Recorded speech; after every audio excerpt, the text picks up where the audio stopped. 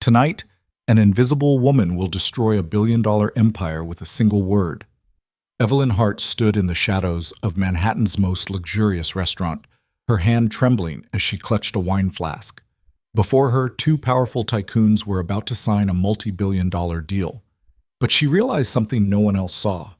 A legal trap identical to the one that had destroyed her life 5 years earlier. In a few seconds, she would have to choose: remain silent and live peacefully, or speak up and confront those who had wiped her from the face of the earth. Follow the story to the end, like and comment where you're watching to let me know how far this story has progressed. Now, let's begin. The rain hammered against the windows of Bellacore like accusations. Inside, the restaurant glowed with the kind of light that cost more than most people earned in a year.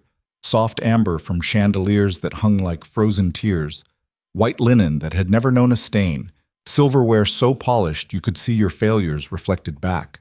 Evelyn Hart moved through it all like smoke. 34 years old, thin in a way that spoke of skipped meals rather than discipline. Hair pulled back so tight it gave her headaches she'd stopped noticing. Her uniform was black, always black, and it fit her the way silence fits a held breath. Invisible. Forgettable. Exactly what she needed to be. She'd been a ghost for 5 years now. 5 years of carrying trays, pouring wine, smiling without showing teeth. 5 years of existing in the margins of other people's power while her own collected dust in a past she'd buried so deep she sometimes forgot it had been real. Tonight was supposed to be like every other night. Serve the food, collect the tips, go home to her studio apartment in Queens where the heating didn't work, and the neighbors fought through walls thin as promises. Sleep, repeat. The routine had become armor, and she wore it without complaint. But the universe has a sixth sense of timing. Table 12 needs attention. Marcus, the floor manager, appeared at her elbow. He was 26, ambitious, and treated the waitstaff like interchangeable parts in a machine he was desperate to prove he could operate. Voss party, private dining room. They've been in there for 2 hours already. Evelyn felt something cold slide down her spine. Damien Voss? You know another Voss who rents out our entire back room on a Tuesday? Marcus checked his tablet, already moving on to the next problem. They're finalizing something big. Don't interrupt unless they signal. Don't make small talk. Don't even breathe loud. Voss doesn't like distractions. She nodded. Picked up the wine, a 2015 Chateau Margaux that cost more than her monthly rent. Her hands were steady. They were always steady now. She'd trained them to be. The private dining room sat behind a door of frosted glass that turned the world beyond into watercolor suggestions. Evelyn knocked twice, soft, professional, and entered when a voice inside said something that might have been permission. The room smelled like expensive cologne and the particular silence that comes with serious money. 8 men sat around a table made of wood so dark it looked like solidified night. Most of them she didn't recognize, lawyers probably, or the kind of executives who got paid to nod at the right moments. But 2 of them she knew. Not personally. Nobody knew them personally. You knew them the way you knew about hurricanes or market crashes, as forces that shape the world whether you wanted them to or not. Damien Voss sat at the head of the table. 48 years old, built like someone who'd forgotten how to relax, with gray eyes that moved like calculation itself. He wore a suit that had been cut by someone who understood that real power doesn't announce itself. His hands were folded on the table, and even in stillness, he looked like potential violence waiting for coordinates. Across from him sat Caleb Mercer. Younger, maybe 42, with the kind of face that had probably been handsome before ambition carved it into something sharper. Sandy hair going gray at the temples in a way that looked planned. A smile that he wore like other men wore watches, always visible, never quite reaching its intended function. Evelyn had seen his face before, in newspapers, in business journals that she'd stopped reading after her life imploded. Caleb Mercer, founder of Vail and Emerson Advisory, the legal consulting firm that Fortune 500 companies called when they needed problems to disappear without mess. She moved to the table with the practiced invisibility of someone who'd learned that being noticed usually meant being blamed. Started pouring wine at the far end, working her way toward the center. Essentially bulletproof, Mercer was saying, his voice smooth as the wine she was pouring. The arbitration clause ensures that any disputes remain private. No public litigation, no media circus. Everything stays clean. Damien didn't respond immediately. He had a document in front of him, thick, bound, dense with legal text that probably took teams of lawyers months to craft.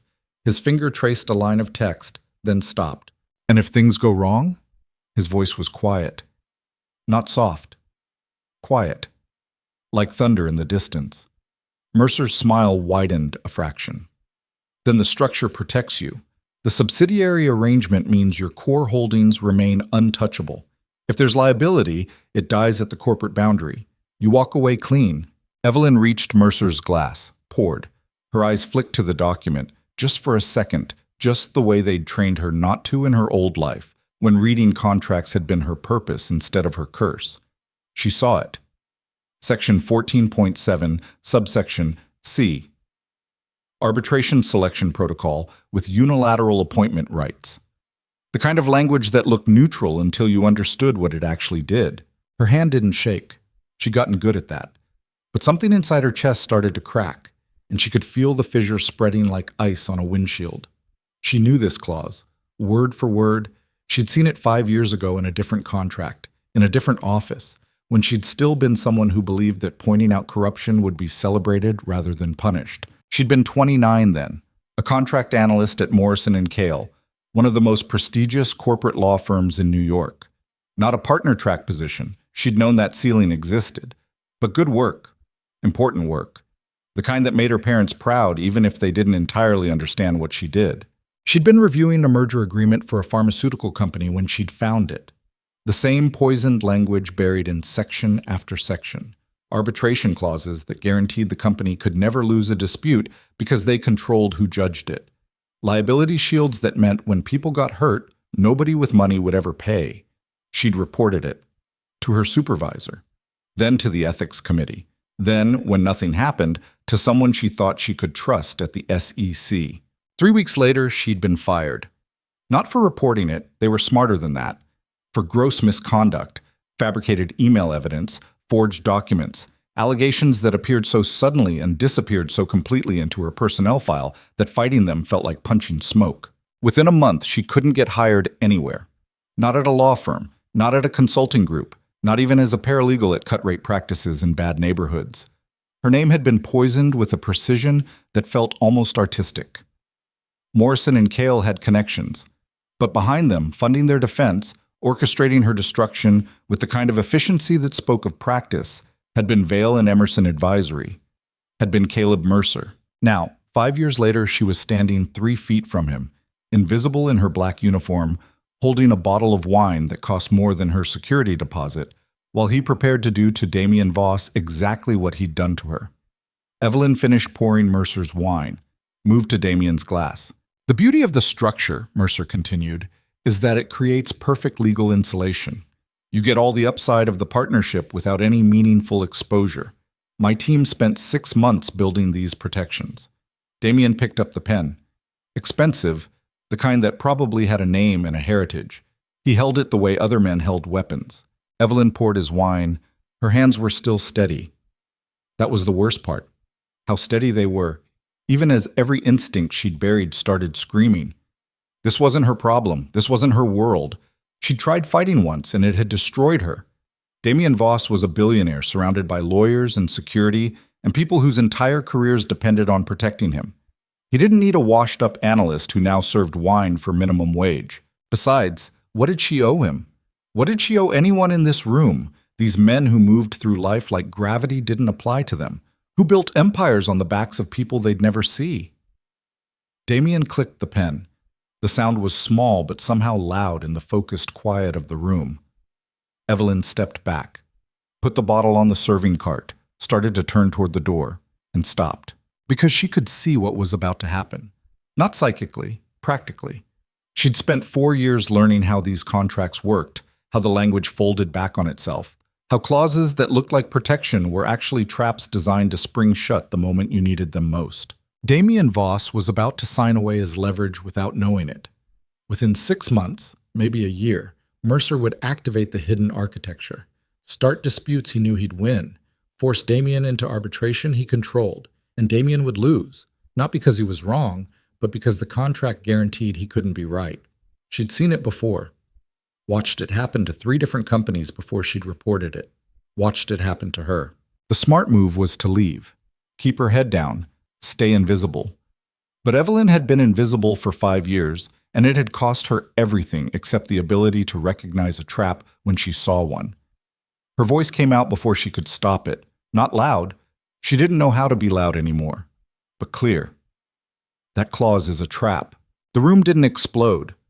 That would have been dramatic. Instead, it froze. The kind of freeze that happens when reality suddenly diverges from script, when the furniture starts talking, when the ghost decides to be seen. Every head turned. 8 men, various stages of surprise and confusion and dawning annoyance. Damien Voss set down his pen. Slowly. The way you'd move around something dangerous. His gray eyes found her, and for the first time in 5 years, Evelyn felt genuinely seen. Not glanced at. Not processed. Seen. "Excuse me?" His voice was still quiet, still dangerous. Evelyn's heart was trying to break out of her chest, but her voice stayed level. 5 years of serving people who treated her like decoration had taught her how to speak through fear. Section 14.7, subsection C, the arbitration clause. It's designed to fail. Caleb Mercer laughed. It was a good laugh, warm, surprised, the kind designed to deflate tension. "I think there's been a misunderstanding. Perhaps you should—" "The unilateral appointment rights," Evelyn continued, and now her voice was stronger because she was on familiar ground, even if the ground was made of knives. "The language gives you sole authority to select arbitrators if disputes arise, which means Mr. Voss has no actual recourse regardless of the validity of his position." The smile on Mercer's face didn't fade, but something behind it went very still.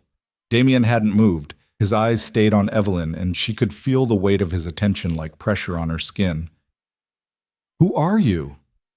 He asked it like the question mattered. "Nobody."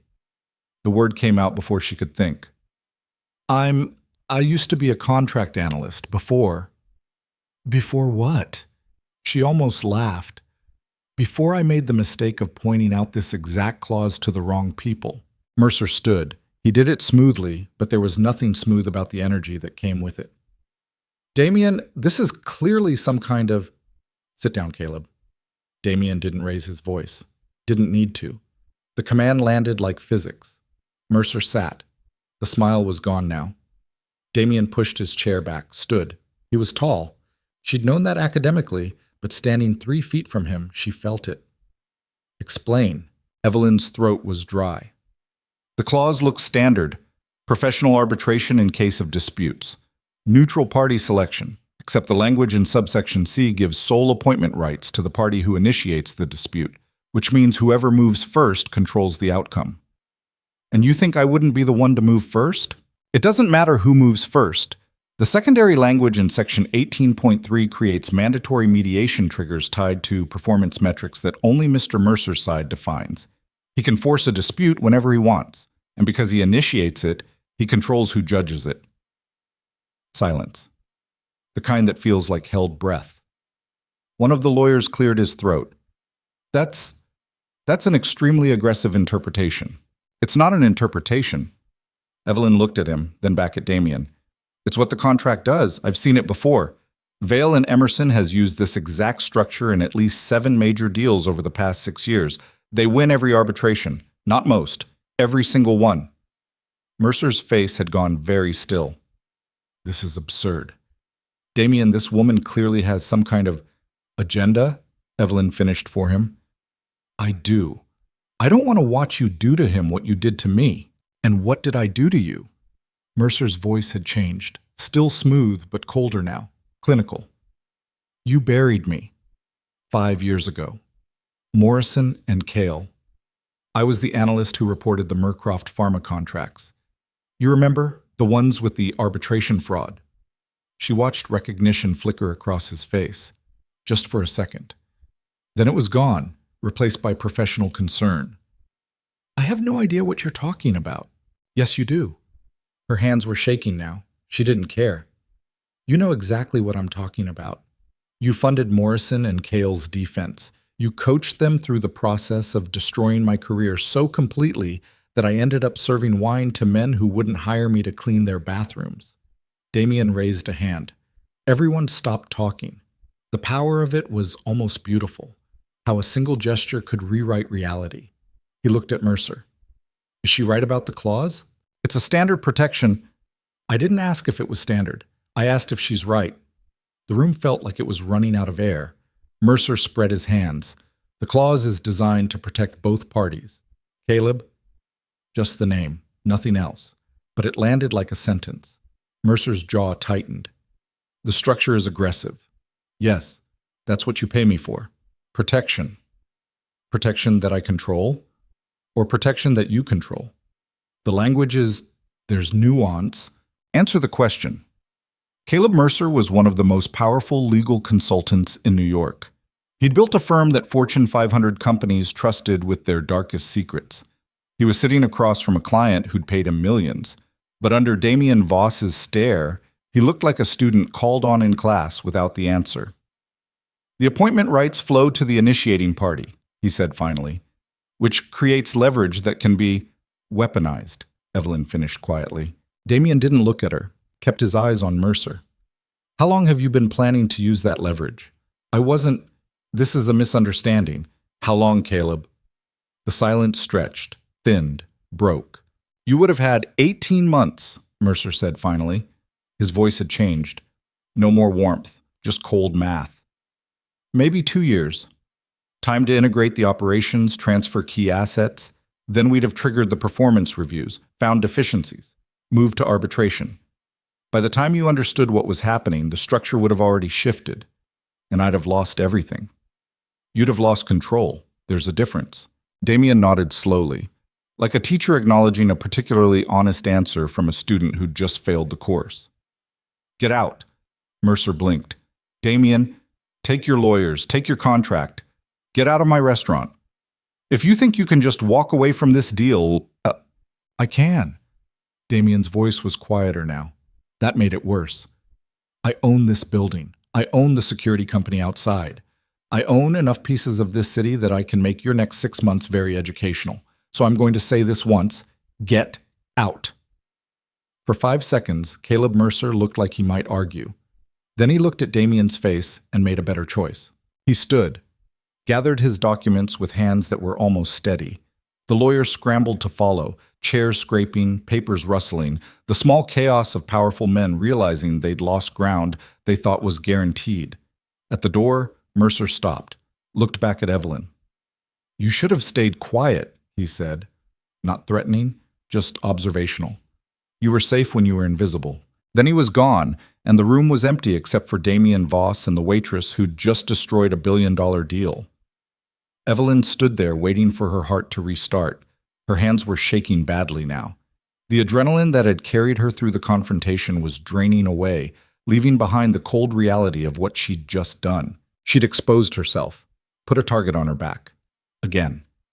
The same mistake she'd made 5 years ago, except this time she didn't even have a career to lose. Just a job that barely paid rent. And she'd probably just lost that too. Thank you. Damien's voice cut through her spiral. She looked at him. You're welcome. Sit down. It wasn't a request. Evelyn pulled out a chair, the one Mercer had been sitting in, and sat. Her legs were grateful. Damien stayed standing. He picked up the contract, flipped through it with the kind of focus that suggested he was actually reading. After a moment, he set it down. You were right, he said. About everything. I had 6 lawyers review this contract. None of them caught it.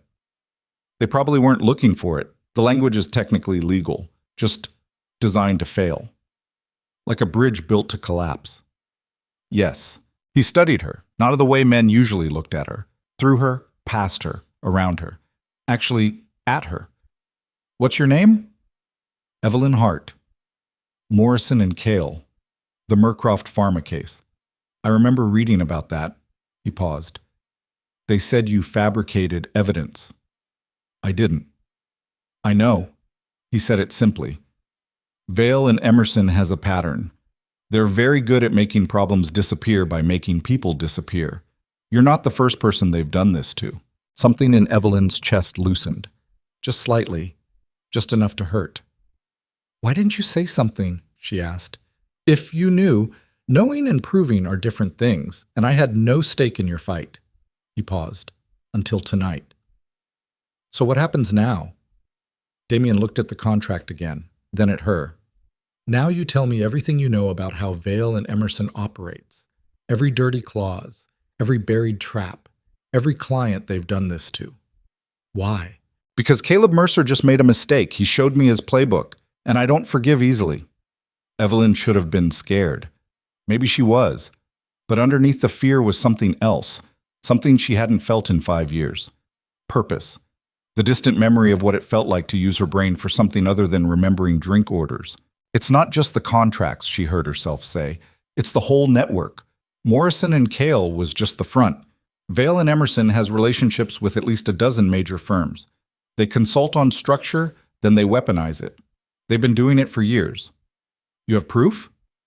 I had proof. They destroyed it when they destroyed me. But you remember every word. It was true. 5 years of trying to forget, and she could still recall every clause, every subsection, every poisoned word.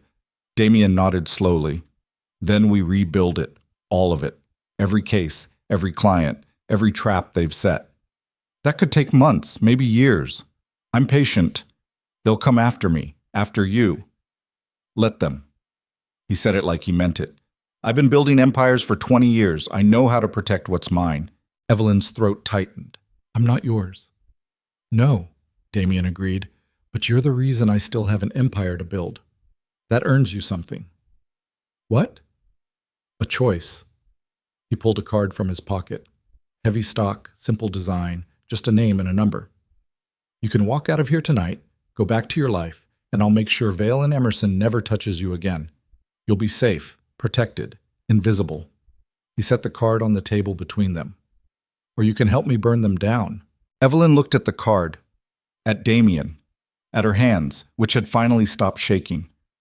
5 years ago, she'd tried to fight corruption and lost everything.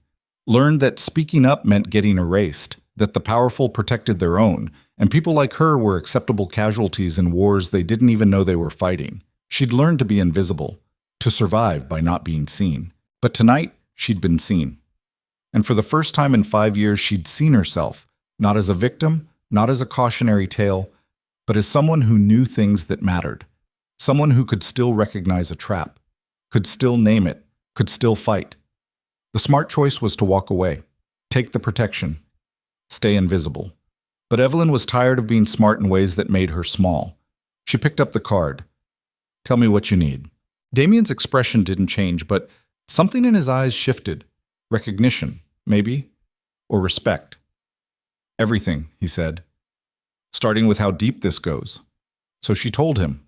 They talked for 3 hours. Evelyn dug into memories she'd been trying to bury, pulling out names, dates, cases. The pharmaceutical merger, the tech acquisition that had ended in mysterious bankruptcy, the real estate deal where a family-owned business got swallowed by a corporation that shouldn't have had the leverage. Damien listened, took notes, asked questions that suggested he wasn't just angry, he was calculating, building something in his head that she couldn't see yet but could feel taking shape. By the time they finished, the restaurant had closed. The cleaning crew had come and gone. Manhattan stretched outside the windows like a circuit board of light and shadow. I need you to understand something, Damien said finally. Once we start this, there's no halfway. Vale and Emerson will know what we're doing. They'll respond, and they don't respond gently. I know. You'll need protection, security. You can't go back to your apartment. They'll know where you live by morning.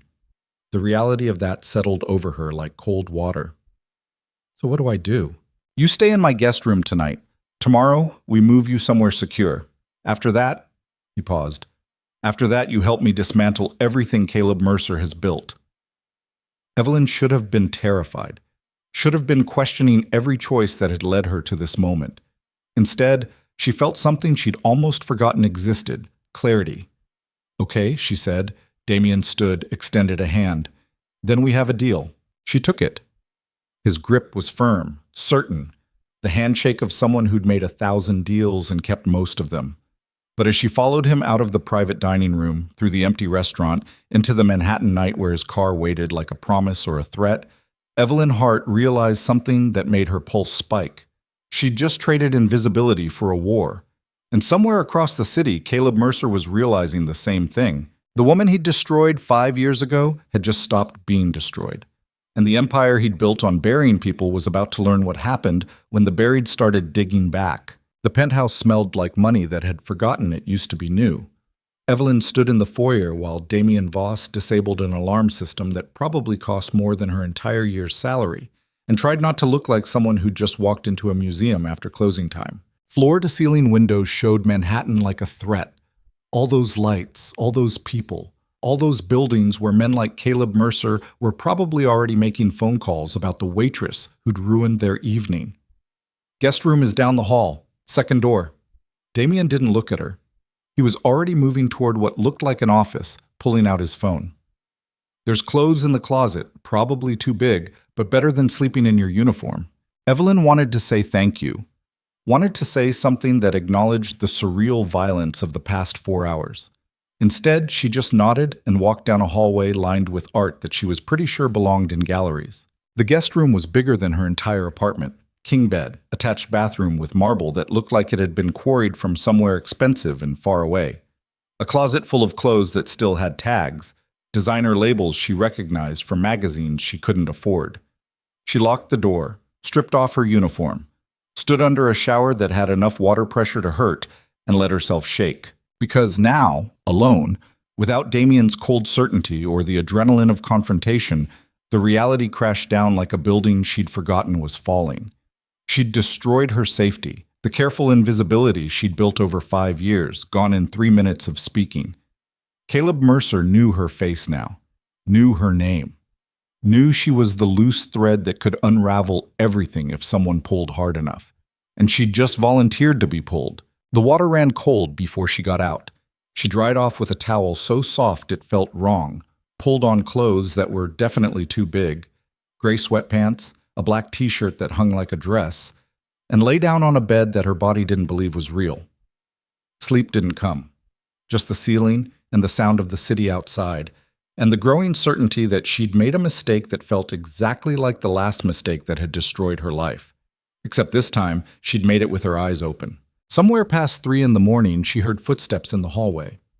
Damien, probably, pacing. She wondered if he slept at all, or if men like him just existed in a state of controlled insomnia, always calculating, always 3 moves ahead. She must have dozed eventually because the next thing she knew, daylight was cutting through the windows like an accusation, and someone was knocking on her door. Up, Damien's voice came through the wood. We have work. Evelyn pulled herself upright. Her body ached in places that had nothing to do with the bed. Fear, probably. Or the delayed cost of adrenaline. She found him in the kitchen, all steel and granite and appliances that looked like they belonged in a spacecraft. He was already dressed, suit perfectly pressed, tie knotted with the precision of someone who'd never learned to do it casually. Coffee brewing, 2 mugs already on the counter. Sleep? He asked without looking up. Some. Liar. He poured coffee into both mugs, slid one across to her. Doesn't matter. We're moving you in 2 hours.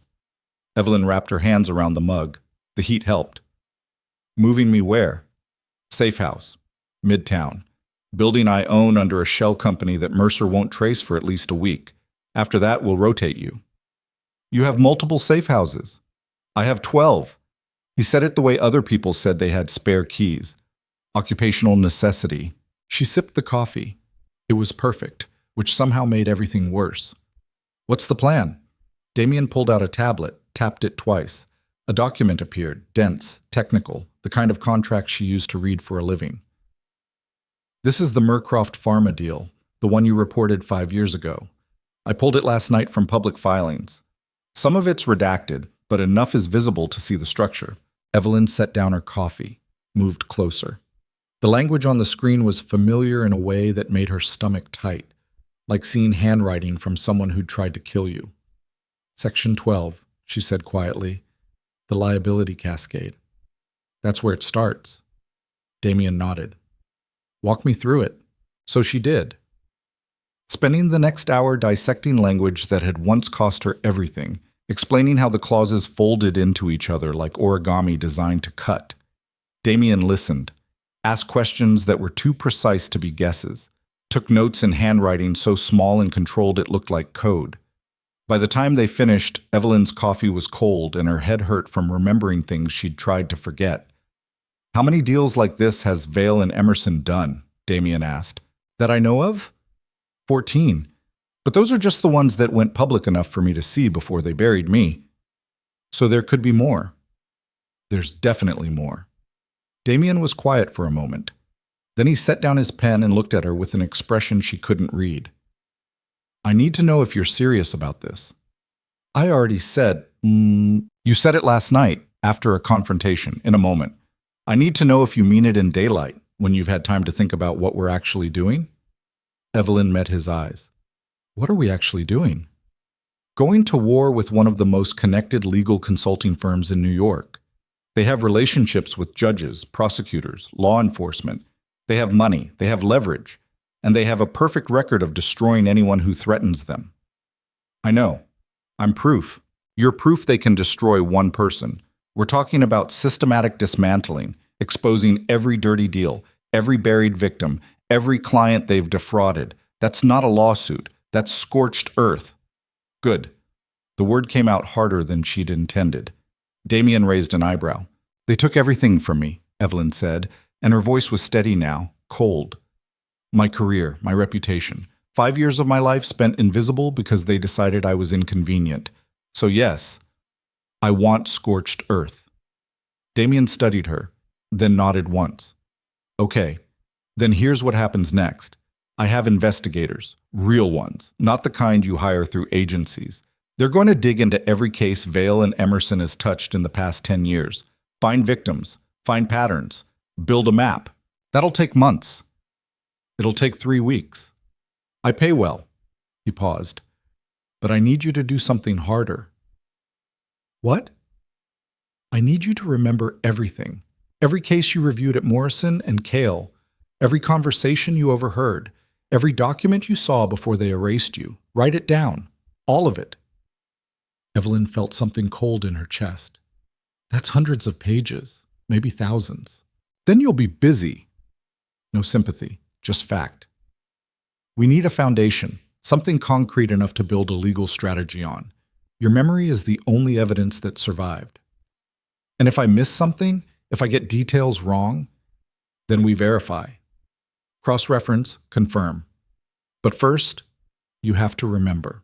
She wanted to say it was impossible, that 5 years had eroded the details, that trauma had a way of eating memory. But it wasn't true. She remembered. Every word, every clause, every moment of realizing that the people she'd trusted were the ones destroying her. She'd spent 5 years trying to forget, and all it had done was make the memories sharper. Okay, she said, where do I start? Damien handed her a laptop, new, still in plastic. Start at the beginning, Morrison and Kale, first case you ever reviewed.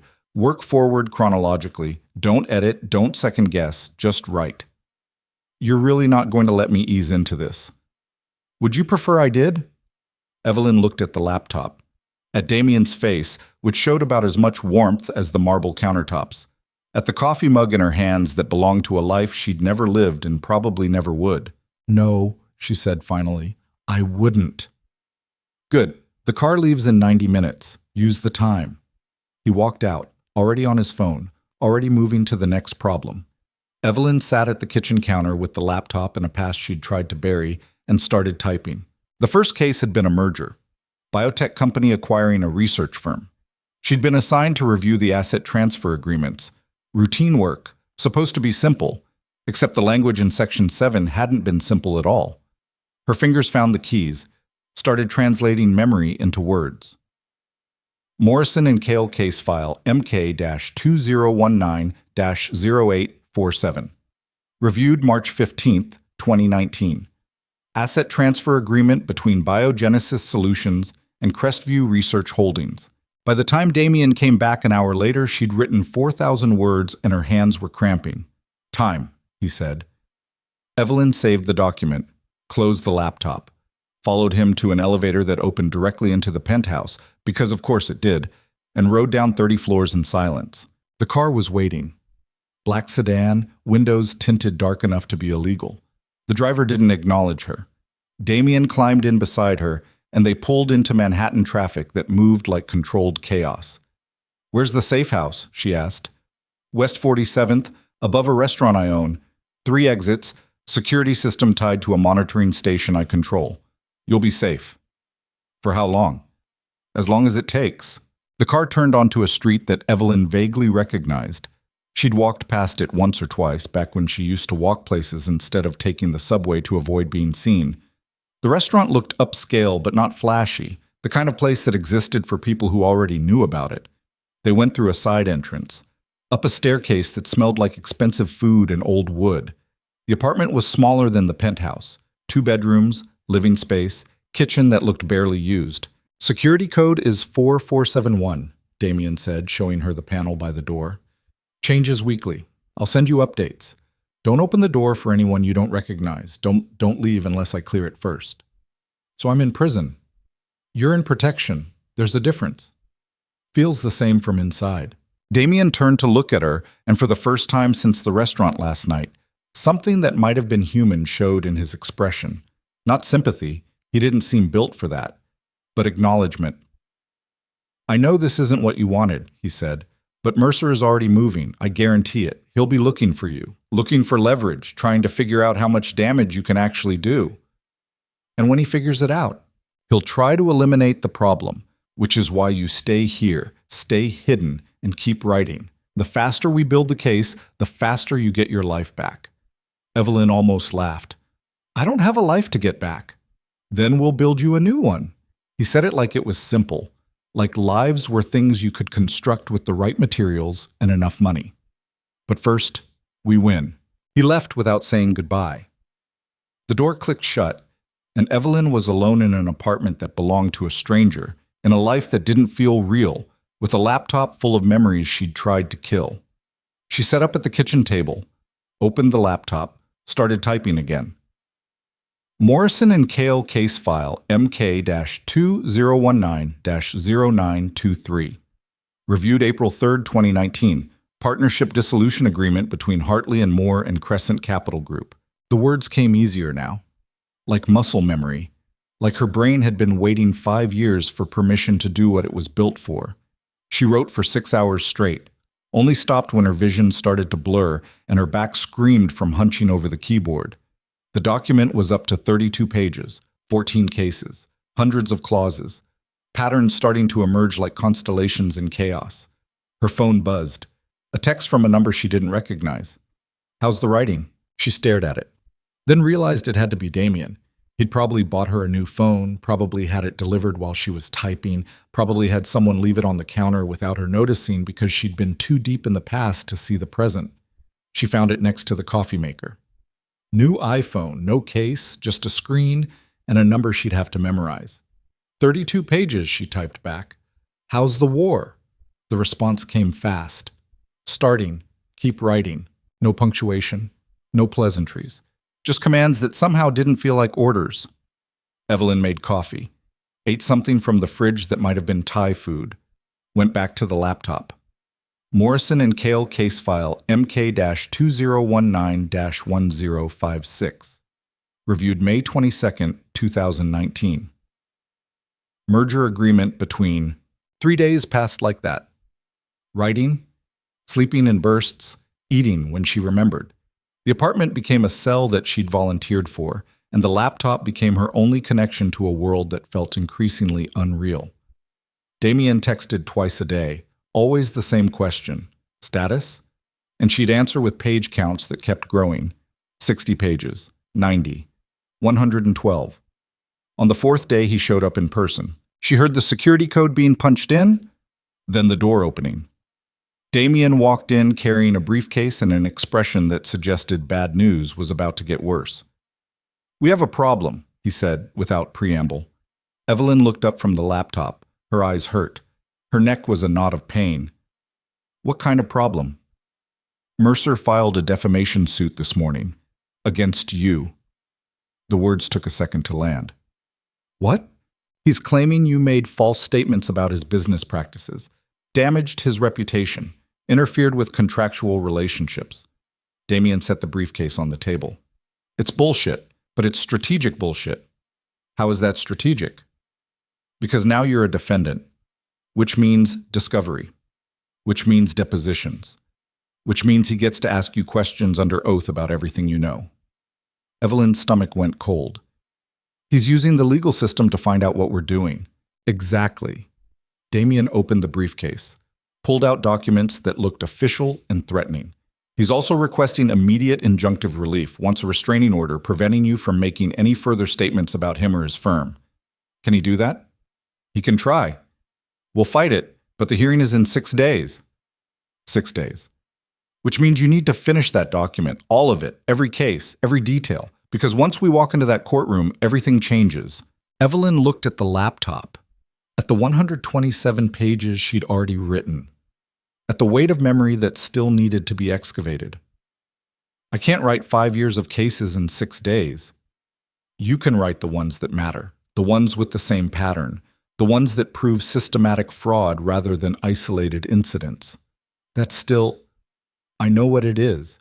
Damien's voice was flat. I'm not asking if it's possible. I'm telling you it's necessary. Something in Evelyn snapped. Not loud, not dramatic, just a clean break. You know what your problem is? She stood up. You think everything is a contract, everything is negotiable, everything has a price. That's not... I'm not your employee, I'm not your asset. I'm a person who's helping you because we have a common enemy. So stop giving me orders like I'm on your payroll. Damien went very still, the kind of still that preceded violence or calculation, and with him it was hard to tell which. You're right, he said quietly. I apologize. The apology surprised her more than the argument. She sat back down. I'll write what I can, but I can't promise it'll be enough. It'll have to be. He paused. I'm also moving you tomorrow. Why? Because Mercer's investigators have been canvassing buildings in Midtown.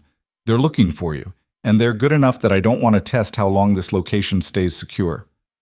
Evelyn felt the walls closing in. So where do I go? Brooklyn. Safe house number 7. Quieter neighborhood. Less foot traffic. Harder to surveil. And then what? I just keep moving every few days until this is over? If that's what it takes. No apology this time. Just fact. She wanted to scream.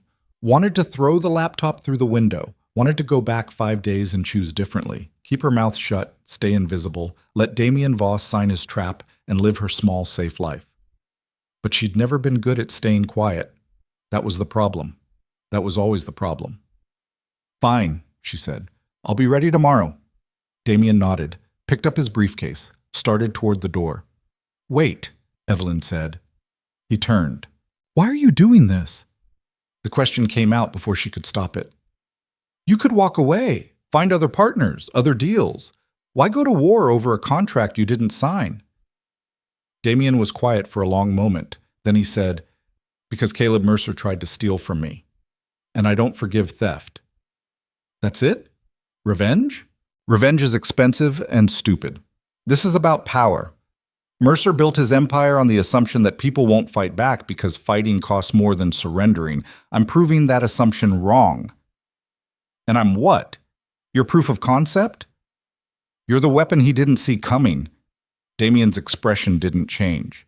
He destroyed you because you were alone, unsupported, easy to bury, but you're not alone anymore, which means his playbook doesn't work. So I'm your attack dog. No. You're my partner. In this, at least. He paused at the door. Finish what you can. We'll make it work. Then he was gone, and Evelyn was alone again with a laptop and a past that kept demanding to be remembered. She typed until her fingers went numb, until the sun set and rose and set again, until the document hit 200 pages and the patterns were undeniable. Vale and Emerson hadn't just done this 14 times. They'd perfected it. A machine designed to transfer wealth and power from people who didn't see it coming to people who'd designed the trap. And she was going to dismantle it, one clause at a time. The move to Brooklyn happened at 4 a.m. Different car, different driver. Damien wasn't there, just a security team that moved her like cargo, efficient and silent. The new safe house was above a bodega, smaller, louder. The street outside had actual people on it instead of just money and glass. Evelyn set up at a different kitchen table, opened the laptop, kept writing. Morrison and Kale case file MK-2020-0234. Reviewed January 11th, 2020. Licensing agreement between... 2 days before the hearing, Damien came back. This time he brought someone with him. "This is Nadia Cole," he said, gesturing to a woman in her 50s with gray hair and eyes that looked like they'd seen through every lie ever told. "She's going to be your attorney." Nadia held out a hand. Evelyn shook it. The grip was firm, professional, terrifying. "I've reviewed your document," Nadia said without preamble. "It's impressive, also completely inadmissible." "Excuse me?" "Hearsay. Unverified memory. No supporting documentation. Any judge throws this out in 30 seconds. She sat down at the table. "But it gives me a roadmap. Now we turn it into evidence." "How?" "By finding the people these contracts hurt, getting them to talk, on record, with documentation." Nadia pulled out her own laptop. "Damien's investigators have located 6 of the 14 cases you documented. We need statements from the victims, contracts if they still have them, anything that proves your memory is accurate." Evelyn's head was spinning. "That'll take 48 hours, maybe less." Nadia started typing. "I'm very good at my job." She wasn't lying. Over the next 2 days, Evelyn watched Nadia operate like a legal chainsaw. Phone calls that lasted 3 minutes and produced signed statements. Emails that came back with scanned contracts. A network of connections that Evelyn couldn't even map. By the morning of the hearing, they had documentation for 9 cases. Victim testimony for 6. Enough to build an argument that wasn't just memory, but material fact. "It's not perfect," Nadia said as they drove to the courthouse in yet another anonymous car. "But it's enough to survive dismissal, maybe enough to counterclaim." "Counterclaim for what?" "Malicious prosecution, abuse of process, fraud, take your pick." She smiled, and it wasn't comforting. Mercer opened a door. "Let's see how he likes what walks through." The courthouse was downtown, old stone, high ceilings, the kind of building designed to make you feel small. Damien was already there, waiting in a hallway that echoed with footsteps and whispered arguments. He looked like he always did, controlled, focused, dangerous. "Ready?" he asked. Evelyn wanted to say no, wanted to run, wanted to disappear back into the safety of invisibility. Instead, she said, "Yes." They walked into the courtroom. Evelyn's first time in one since her own destruction 5 years ago, when Morrison and Cale's lawyers had buried her under procedure and perjury. Caleb Mercer was already seated at the plaintiff's table. He looked exactly the same, expensive suit, perfect hair, smile that didn't reach anywhere important. When he saw her, the smile widened, and Evelyn realized with cold certainty he'd been waiting for this, wanted her here, wanted her on record, under oath, vulnerable. This wasn't a lawsuit, it was a trap, and she just walked into it with her eyes open. The judge entered. Everyone stood. The proceeding began. And Evelyn Hart, who'd spent 5 years learning to be invisible, sat in full view of the man who'd destroyed her life and prepared to fight back with nothing but memory and a billionaire's resources. The war had started. Now came the part where someone had to. The judge was a woman in her early 60s named Patricia Hartwell, with reading glasses that hung on a chain and an expression that suggested she'd seen every variety of legal bullshit and wasn't impressed by any of it. She looked at the docket, then at both tables, then sighed like someone who'd already spent too many years in this room. "Mercer versus Hart," she said, "defamation and injunctive relief. Mr. Mercer, you're the plaintiff. Let's hear it." Caleb Mercer's attorney stood, a man named Douglas Feinberg, who looked like he'd been grown in a lab specifically to intimidate juries. Tall, silver hair, voice like aged bourbon. "Your Honor, this is a straightforward case of malicious defamation. The defendant, Ms. Hart, made demonstrably false statements about my client's business practices, damaging his professional reputation and interfering with active contractual negotiations." Judge Hartwell gestured impatiently. "Get to the specifics." 5 nights ago, Ms. Hart publicly accused Mr. Mercer of operating a fraudulent enterprise. She claimed, without evidence, that contracts prepared by Vail and Emerson Advisory contain intentionally deceptive language designed to harm clients. These statements were made in front of witnesses, including Mr. Damien Voss, who subsequently terminated a multi-billion-dollar agreement based solely on Ms. Hart's unfounded accusations. Evelyn felt her throat tighten. Nadia's hand touched her arm briefly. A warning.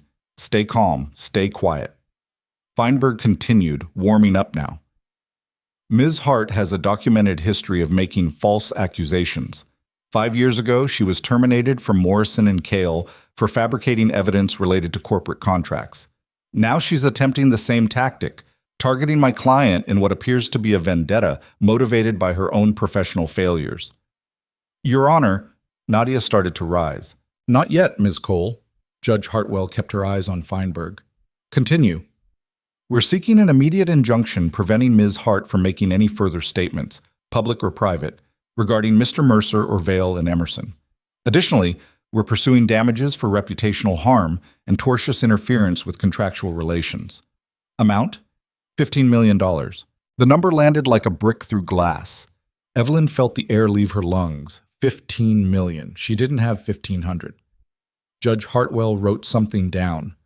Miss Cole, response. Nadia stood, and when she spoke, her voice had the kind of calm that came from absolute confidence or complete insanity. Your Honor, everything Mr. Feinberg just said is a lie designed to cover up systematic corporate fraud. Feinberg shot to his feet. Your Honor, that's... Sit down, Mr. Feinberg. You had your turn. Judge Hartwell looked at Nadia. That's a serious accusation, Counselor. It's a serious crime. Nadia pulled out a folder. Ms. Hart didn't fabricate anything. She identified a pattern of contractual fraud that Vale and Emerson has been perpetrating for at least 6 years. We have documentation, victim testimony, pattern evidence showing systematic exploitation. Your Honor, this is a transparent attempt to... I said sit down. Judge Hartwell's voice didn't rise, but Feinberg sat like he'd been shot. She turned back to Nadia. You're claiming the plaintiff committed fraud? Multiple counts across multiple jurisdictions. We're prepared to file a countersuit for malicious prosecution, abuse of process, and RICO violations. The courtroom went very quiet. RICO, Racketeer Influenced and Corrupt Organizations Act, the kind of charge that turns civil cases into federal investigations. Caleb Mercer's face didn't change, but something behind his eyes did. A flicker. Recognition that this wasn't going according to plan. Judge Hartwell looked at the folder in Nadia's hands. You have evidence of RICO violations? We have evidence of a pattern of fraud spanning 6 years, 14 documented cases, and an estimated $200 million in damages to victims. That meets the threshold for racketeering activity. Feinberg found his voice. Your Honor, these are desperate allegations with no foundation. Then you won't mind discovery. Nadia smiled. It was terrifying. We'd like to depose Mr. Mercer. Review Vale and Emerson's case files. Examine their contract templates. If there's nothing to hide, discovery should be quick. Judge Hartwell removed her glasses, cleaned them slowly, put them back on. This hearing was supposed to be about whether Ms. Hart defamed Mr. Mercer. Now you're telling me it's about organized crime? I'm telling you that Mr. Mercer filed this lawsuit to silence a witness to his fraud. That's malicious prosecution. It's also obstruction. Your Honor, Feinberg tried again. Mr. Feinberg, I'm going to give you some free advice. Judge Hartwell leaned forward. If Ms. Cole has even a fraction of what she claims, your client is in serious trouble.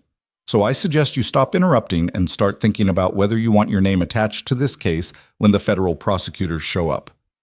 Feinberg went pale. Actually, pale.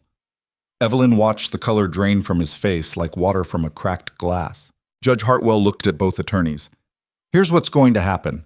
I'm denying the injunction. Ms. Hart can say whatever she wants about Mr. Mercer until someone proves she's lying.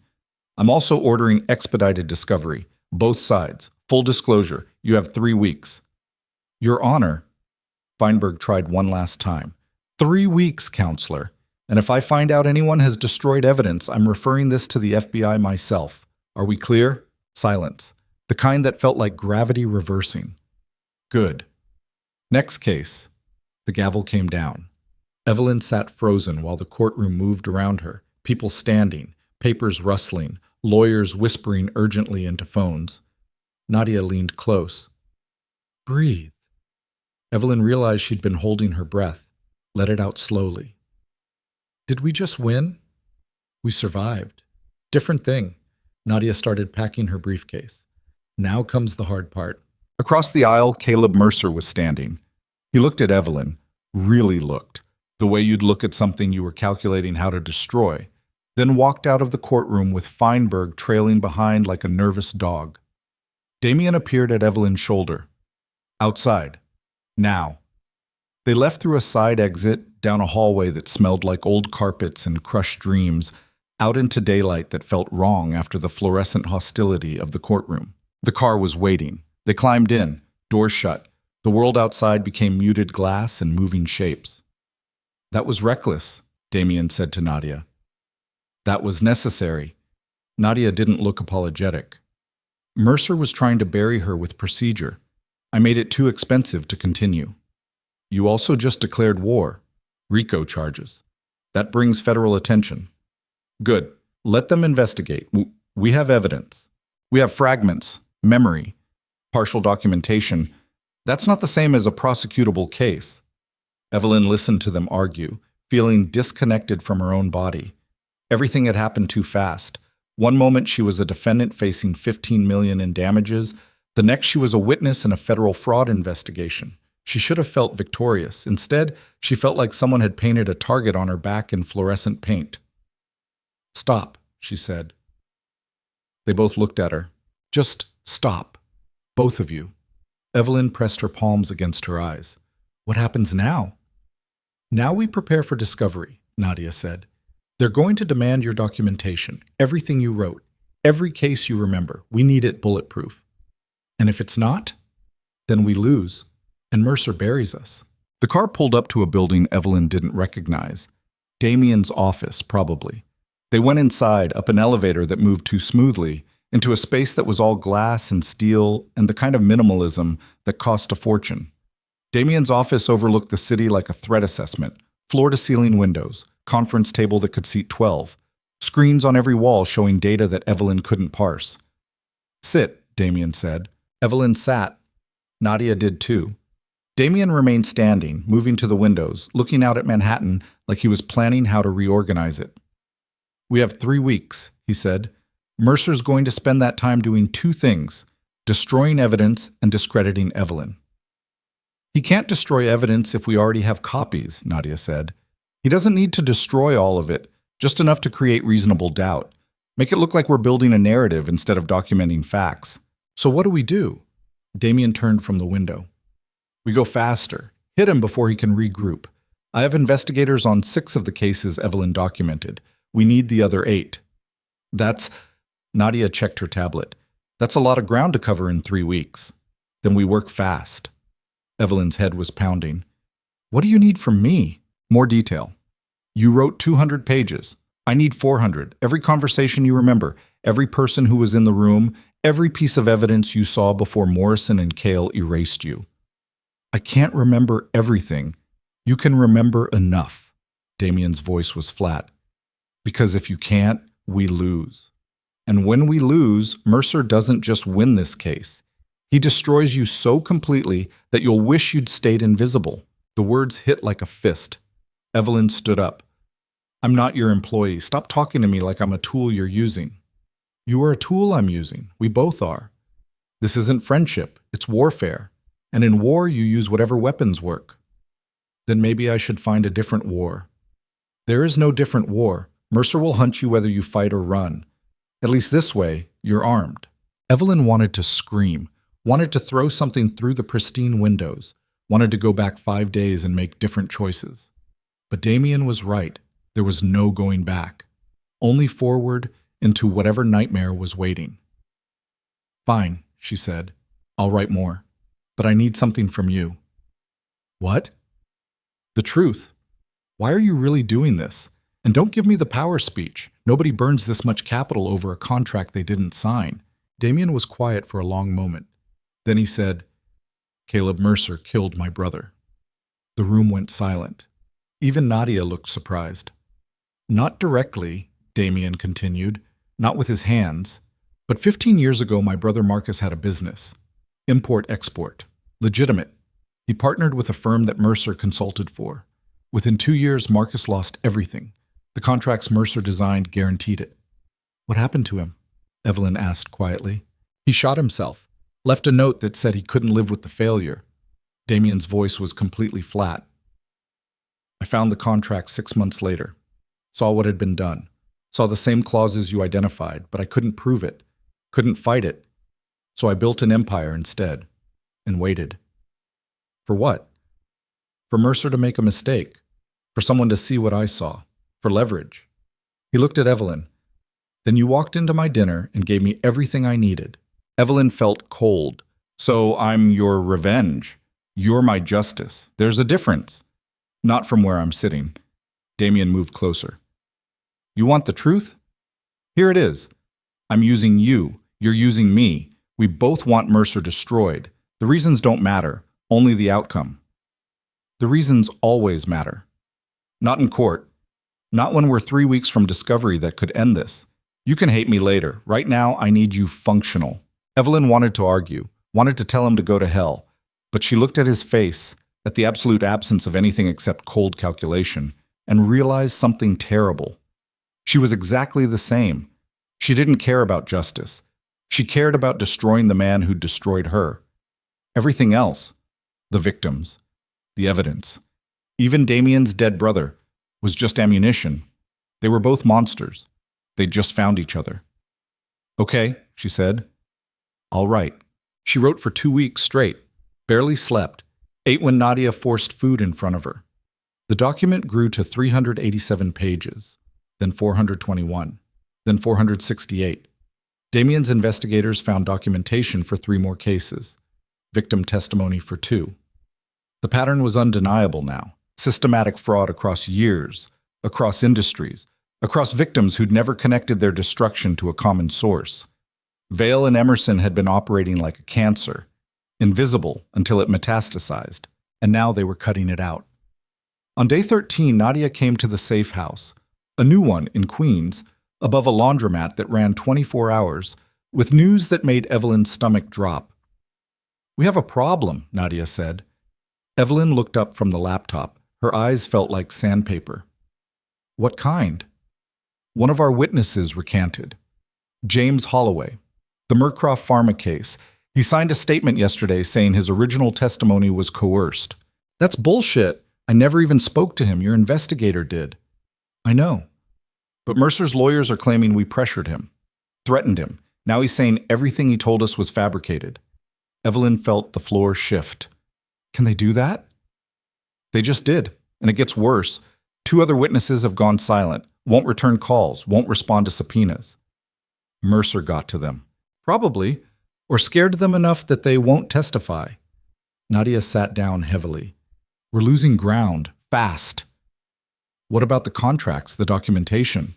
Still good, but without victim testimony, the contracts are just language.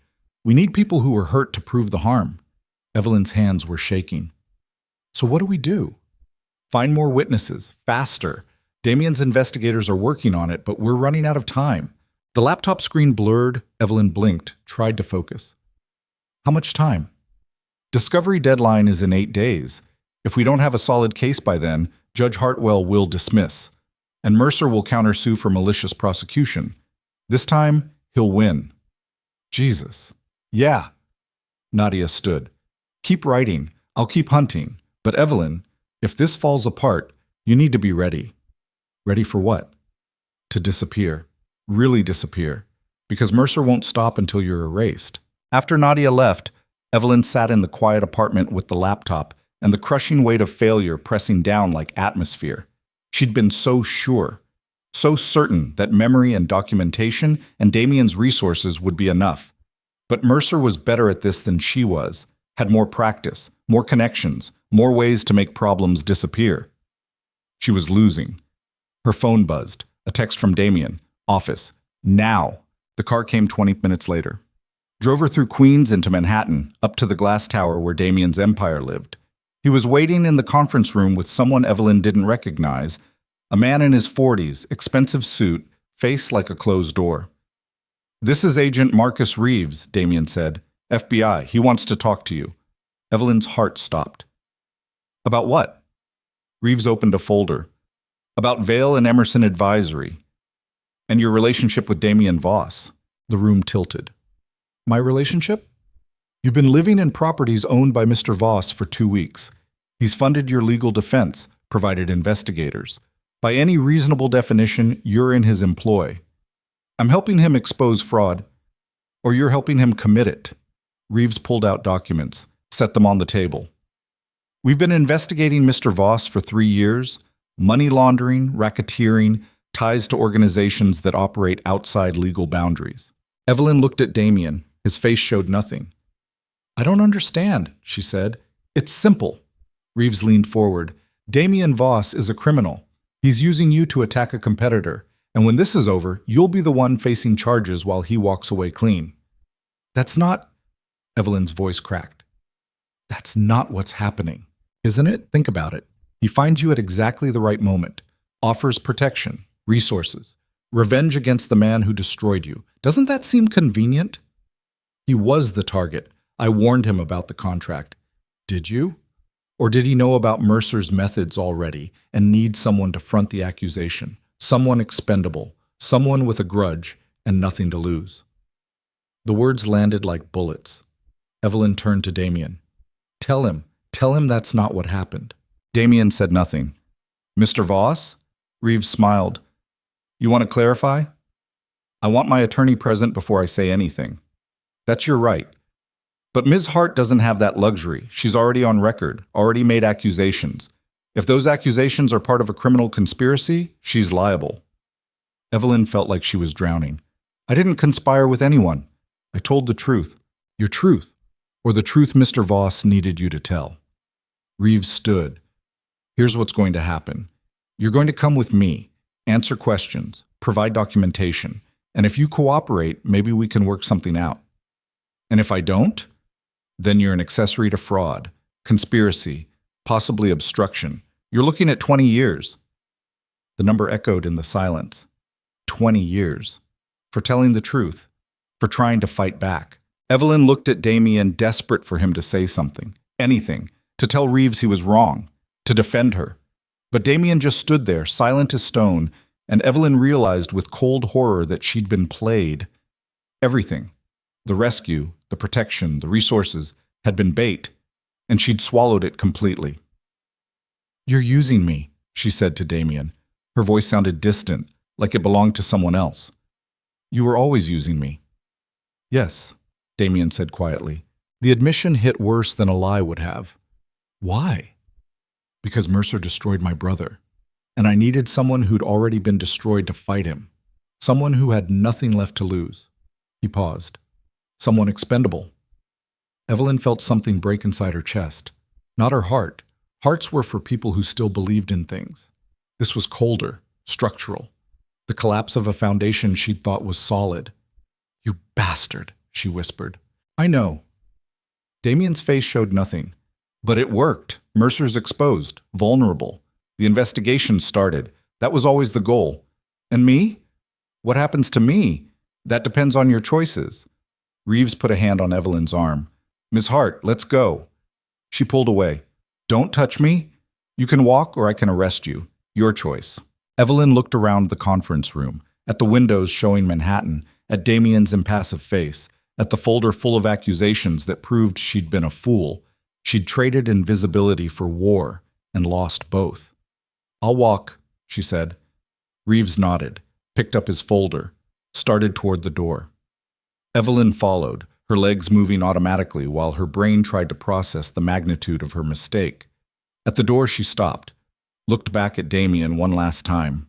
Was any of it real? She asked. The investigation? The evidence? The victims? All of it, Damien said. That's the thing about good manipulation.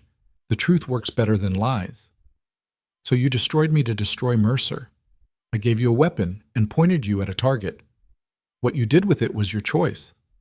Evelyn wanted to scream, wanted to throw something, wanted to rewind time to 5 days ago when she'd still been nobody, serving wine to people who didn't see her. But time only moved forward, into interrogation rooms and federal charges, and a future that looked exactly like her past. Erased, buried, forgotten. Goodbye, Damien, she said.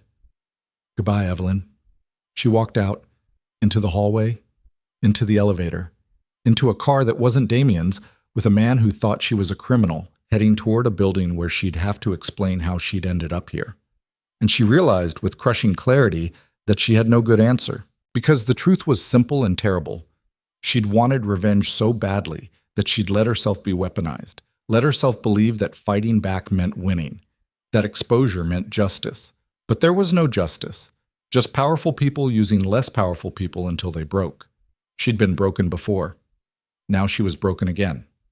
Different pieces. Same result. The FBI building was gray concrete and fluorescent lights. Interrogation rooms smelled like industrial cleaner and stale coffee. Reeves sat across from her with a recorder and questions that felt designed to trap. "Let's start simple," he said. "How did you meet Damien Voss?" Evelyn told the truth. All of it, the restaurant, the contract, the warning, the offer. Reeves listened without expression. "And you didn't think it was strange that he immediately believed you? I thought he was smart enough to recognize a trap. Or he'd already planned the trap and needed you to spring it." Reeves made a note. "Did Mr. Voss ever discuss his prior investigations, his business practices, anything that suggested illegal activity?" "No." "Did he ask you to fabricate evidence?" "No. Everything I wrote was memory, documented cases. Cases you can't fully prove without victim testimony, and those victims keep disappearing." Reeves leaned forward. "Doesn't that suggest the evidence was manufactured?" "It suggests Mercer's intimidating witnesses. That's not the same thing. Or it suggests there are no real victims, just a narrative you and Voss constructed to damage a competitor." Evelyn's hands clenched under the table. "That's not what happened." "Then explain the timeline. You go from waitress to star witness in 48 hours. Voss provides unlimited resources. No questions asked. That's not normal." "Nothing about this is normal." "Exactly my point. The questions continued for 3 hours. Circling, probing, looking for cracks. Evelyn answered truthfully because lying would only make it worse. But the truth sounded thin even to her ears. She'd been used, manipulated, turned into a weapon without realizing it. And now the weapon was going to prison, while the person who'd wielded it walked free. Finally, Reeves stopped the recorder. "Here's where we are. I believe you were manipulated. I believe Voss used you. But belief isn't evidence. And right now, the evidence says you colluded with a known criminal to commit fraud. So what happens? That depends on you. If you cooperate, fully cooperate, we can probably avoid charges. You testify against Voss, provide documentation, help us build a case against his actual crimes. And Mercer? Vale and Emerson, the fraud I actually reported? Different investigation, different timeline. Might happen, might not." Evelyn felt something cold settle in her chest. "So I trade one monster for another. You trade testimony for freedom. That's the deal. And if I refuse, then you're an accomplice. 20 years, federal prison, no parole." The choice wasn't really a choice, but Evelyn looked at Reeves's face, confident, certain, already counting this as a win, and felt something shift inside her. She'd spent 5 years being afraid, being careful, being invisible. Then she'd spent 2 weeks fighting back. And yes, she'd been used, manipulated, turned into a weapon in someone else's war.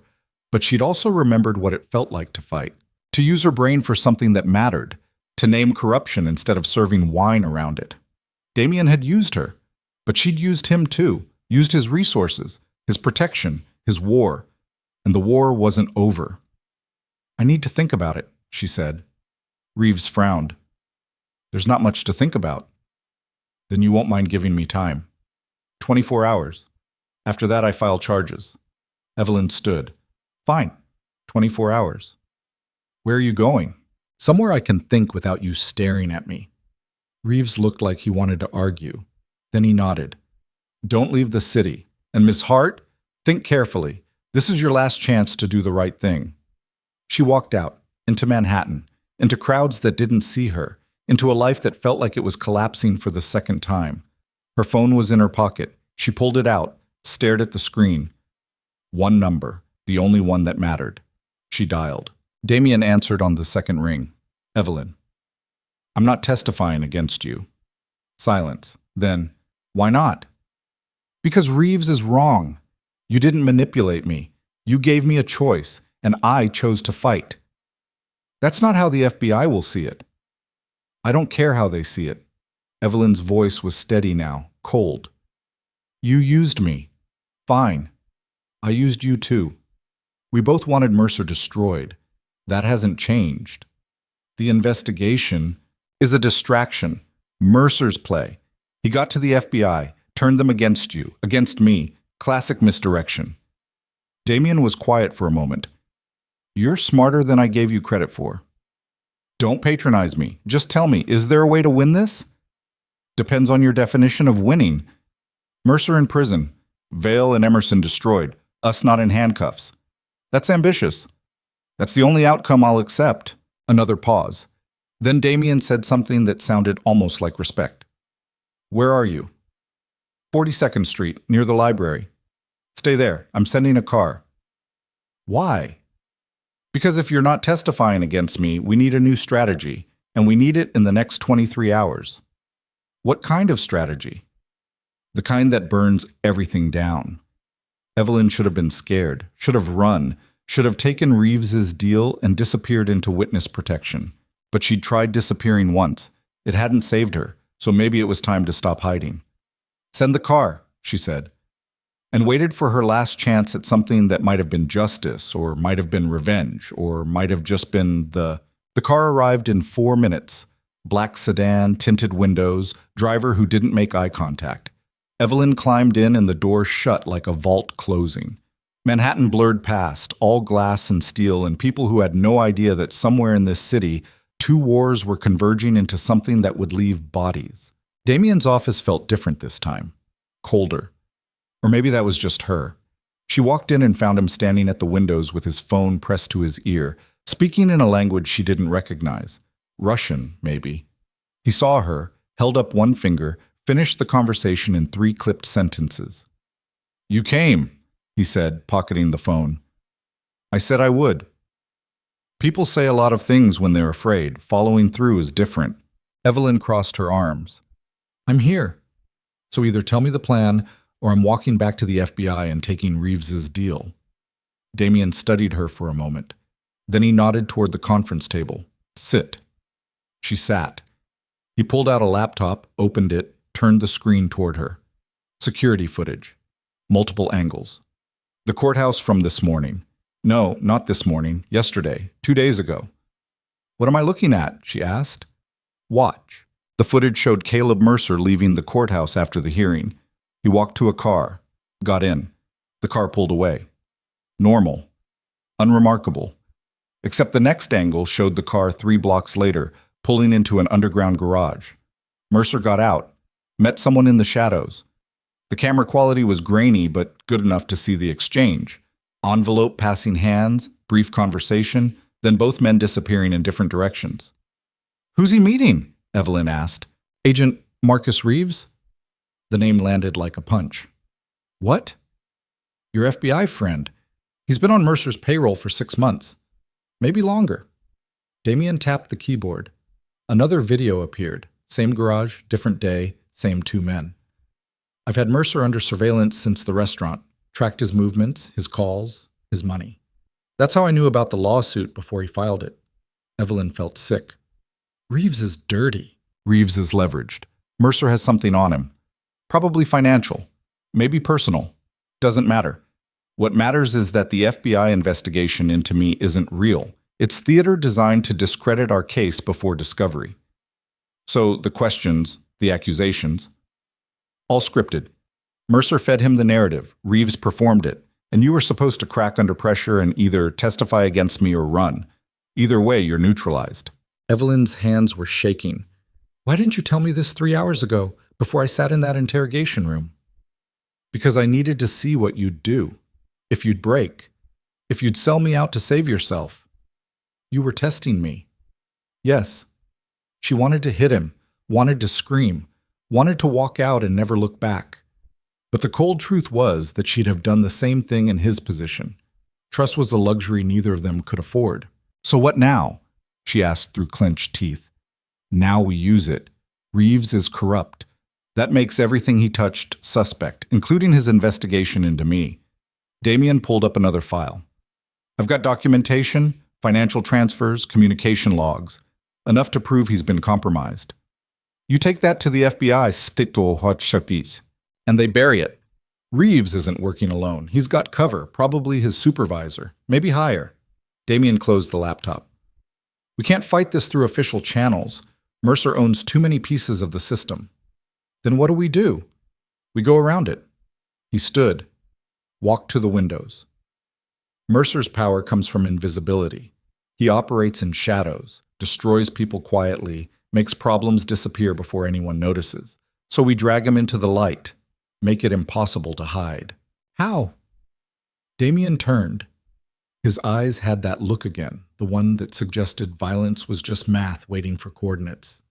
We give the media everything, every contract, every victim, every piece of evidence we've built. Make it public, make it loud, make it so big that even Mercer's connections can't bury it. Evelyn felt her pulse spike. That's suicide. We go public, we lose any chance of a clean legal win.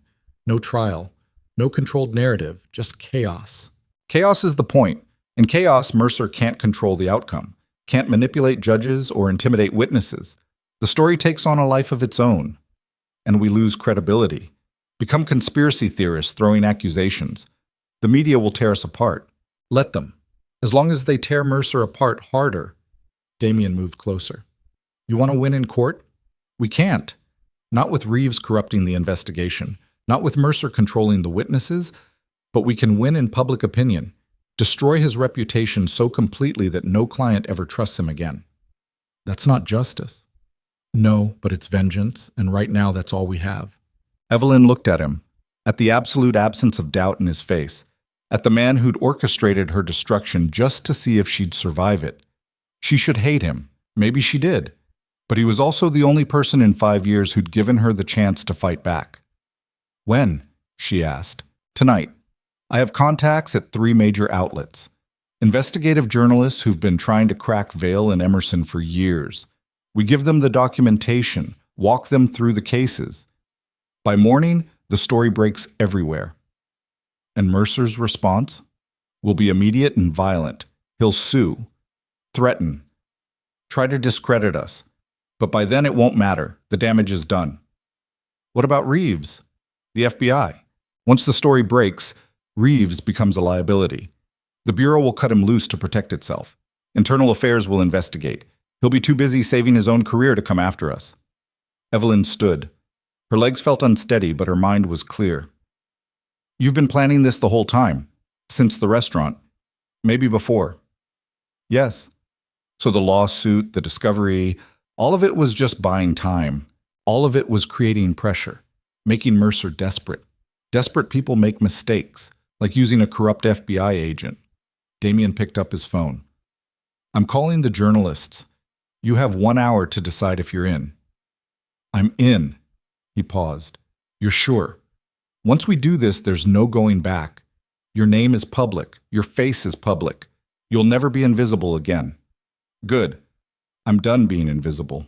Damien made the calls. 3 conversations, each under 5 minutes. Professional, controlled. Setting coordinates for detonations. By 8 p.m., they were in a conference room with 2 investigative reporters and a television producer who looked like she'd been waiting her entire career for a story this big. Rachel Chen from The Times, Michael Torres from The Post, Diana Volkov from a cable news network that Evelyn vaguely recognized. Walk us through it, Rachel said, notebook open, pen ready. So Evelyn did, starting with Morrison and Kale. The Murcroft Pharma case, the destruction of her career, then forward through every documented case, every victim, every piece of the machine that Vail and Emerson had built. She talked for 90 minutes straight. The journalists took notes, asked questions, cross-referenced details. Michael Torres kept shaking his head like he couldn't believe what he was hearing. This is enormous, he said finally. If even half of this is verifiable. It's all verifiable, Damien interrupted. He pushed a flash drive across the table. Contracts, financial records, victim statements, communications, everything. Diana Volkov picked up the drive like it might explode. You're giving us this? All of it? On the record. No anonymous sources. We're putting our names on this. That's brave, Rachel said. Also possibly insane. Probably both, Evelyn agreed. Mercer will come after you. Hard. Let him. At least people will be watching. The journalists looked at each other. Some unspoken communication passed between them, the kind that came from years of working stories that powerful people wanted buried. We'll need 24 hours to verify, Rachel said. Cross-check sources. Get comments from Vale and Emerson. You have 12, Damien said. That's not enough time. It's all the time we have. Mercer knows we're moving. He'll be preparing countermeasures. We need to hit first. Michael leaned back in his chair. You know what you're asking?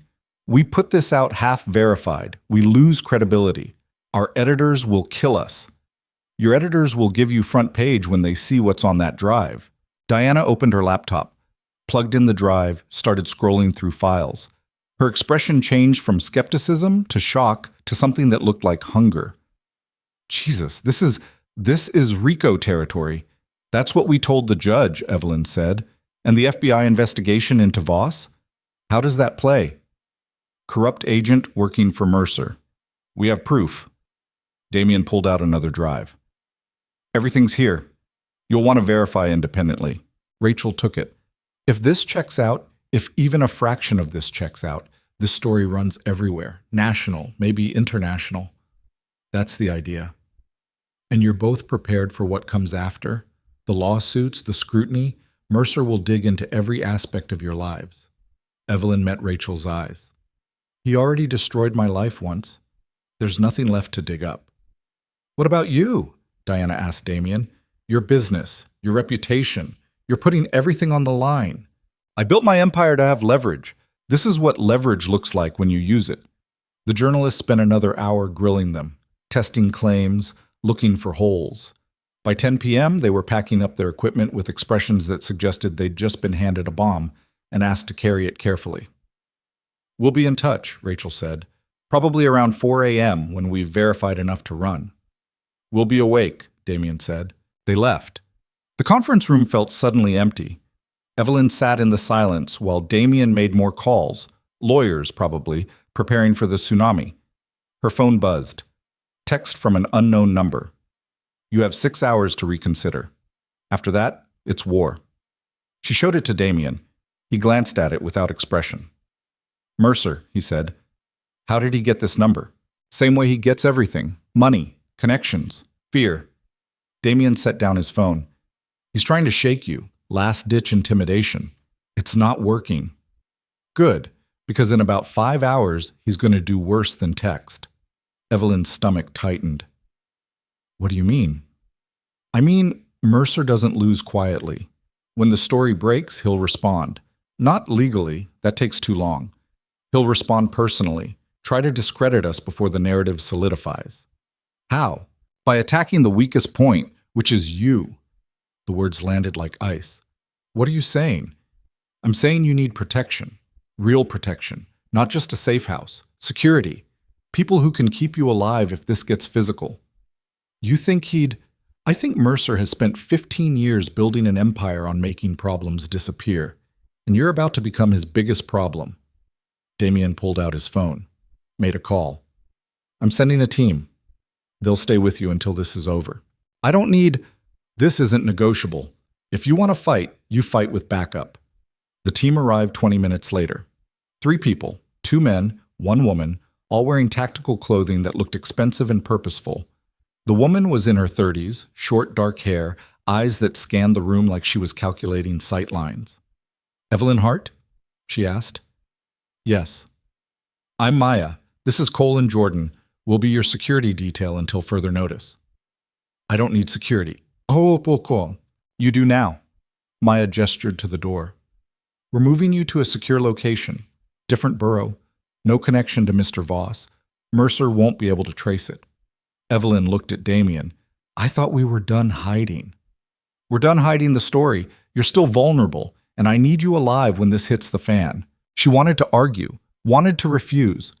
But the text from Mercer still burned on her phone screen, and the cold truth was that he'd killed before. Maybe not directly, maybe not with his own hands, but Damien's brother was dead because of a contract. And contracts were just words until someone enforced them with violence. Fine, she said. Where are we going? Brooklyn, industrial area. Building I own through a trust Mercer won't trace for at least a week. By then, this will be over. One way or another, Maya added. Not reassuring, just honest. They left through a service exit. Different car, armored. Evelyn could tell by the way it moved. Heavy, deliberate, built to take hits. Cole drove. Jordan rode shotgun. Maya sat in back with Evelyn, one hand resting casually near a sidearm that probably wasn't registered anywhere official. Brooklyn passed outside the windows. Neighborhoods she didn't recognize. Streets that got darker and quieter until they pulled into an industrial complex that looked abandoned. Here, Cole said. The building was 4 stories of brick and broken windows, but inside it had been converted. Secure doors, surveillance cameras, lights that worked. The top floor was a single apartment with reinforced walls and enough supplies to survive a siege. Stay inside, Maya said. Don't go near windows. Don't make calls on your personal phone. We'll rotate shifts. You need something, you ask us. How long? Until the story breaks. After that, Mercer's options narrow. He'll be too busy defending himself to come after you. And if he comes after me before that? Maya's expression didn't change. Then we handle it. Evelyn spent the next 4 hours in a room with no windows and a clock that moved like it was drowning. She tried to sleep, couldn't. Tried to read the news on a tablet Maya had provided. Nothing yet. The calm before detonation. At 3:47 a.m., her phone buzzed. Damien, story drops in 13 minutes. Times goes live first. Others will follow. Stay safe. Evelyn's heart was hammering. She walked to the main room where Maya and Jordan were watching multiple screens showing security feeds from around the building. It's happening, she said. Maya nodded. We know. Stay away from exterior walls. At 4 a.m. exactly, Evelyn's tablet lit up. Push notification. New York Times. The headline hit like artillery. Systematic fraud. How elite legal firm Vail and Emerson built an empire on buried victims underneath, a byline, Rachel Chen. Evelyn opened the article with shaking hands. There it was. Everything. Her name. Damien's name. The contracts, the cases. Victim testimony. A photograph of Caleb Mercer looking confident and powerful above text that dismantled him piece by piece. The article was thorough, devastating, surgical. Rachel had verified everything. Cross-referenced contracts, interviewed victims, traced money. She'd even gotten a comment from Vail and Emerson's PR team, a bland denial that read like confirmation. 3 minutes later, the Post's version went live. Different angle, same conclusion. Michael Torres had focused on the FBI corruption angle, Reeves's relationship with Mercer, the compromised investigation, the attempt to weaponize federal power against witnesses. At 4:12, Diana Volkov's network broke into regular programming with a special report. Evelyn watched on one of Maya's screens as Diana walked through the evidence with graphics and timelines that made it look even worse than it was. By 4:30, it was everywhere. Twitter, Facebook, Reddit, news sites picking up the story and running with it. The response was immediate and massive. Shock, outrage, demands for investigation. Evelyn's phone started ringing. Unknown numbers. She ignored them. But the messages piled up. Journalists requesting interviews, victims reaching out with their own stories, strangers offering support or threats in equal measure. You broke the internet, Maya said, not looking away from her screens. Is that good? Depends on what Mercer does next. The answer came at 5:03 a.m. Cole's radio crackled. We've got movement, 3 vehicles, east perimeter. Maya was on her feet instantly. How many? Can't tell yet, but they're not trying to hide. Evelyn felt her stomach drop. That's Mercer. Probably. Maya pulled her weapon, checked the magazine. Jordan, lock down the entrances. Cole, how long until they reach the building? 2 minutes, maybe less. Evelyn, back room. Now. What are you... Now. Evelyn ran. The back room was smaller, no windows, 1 door. Maya followed her in, shut the door, positioned herself between Evelyn and the entrance. If this door opens and it's not me or my team, you use that. Maya pointed to a pistol on the table. Safety's off. Point and shoot. Don't hesitate. I've never...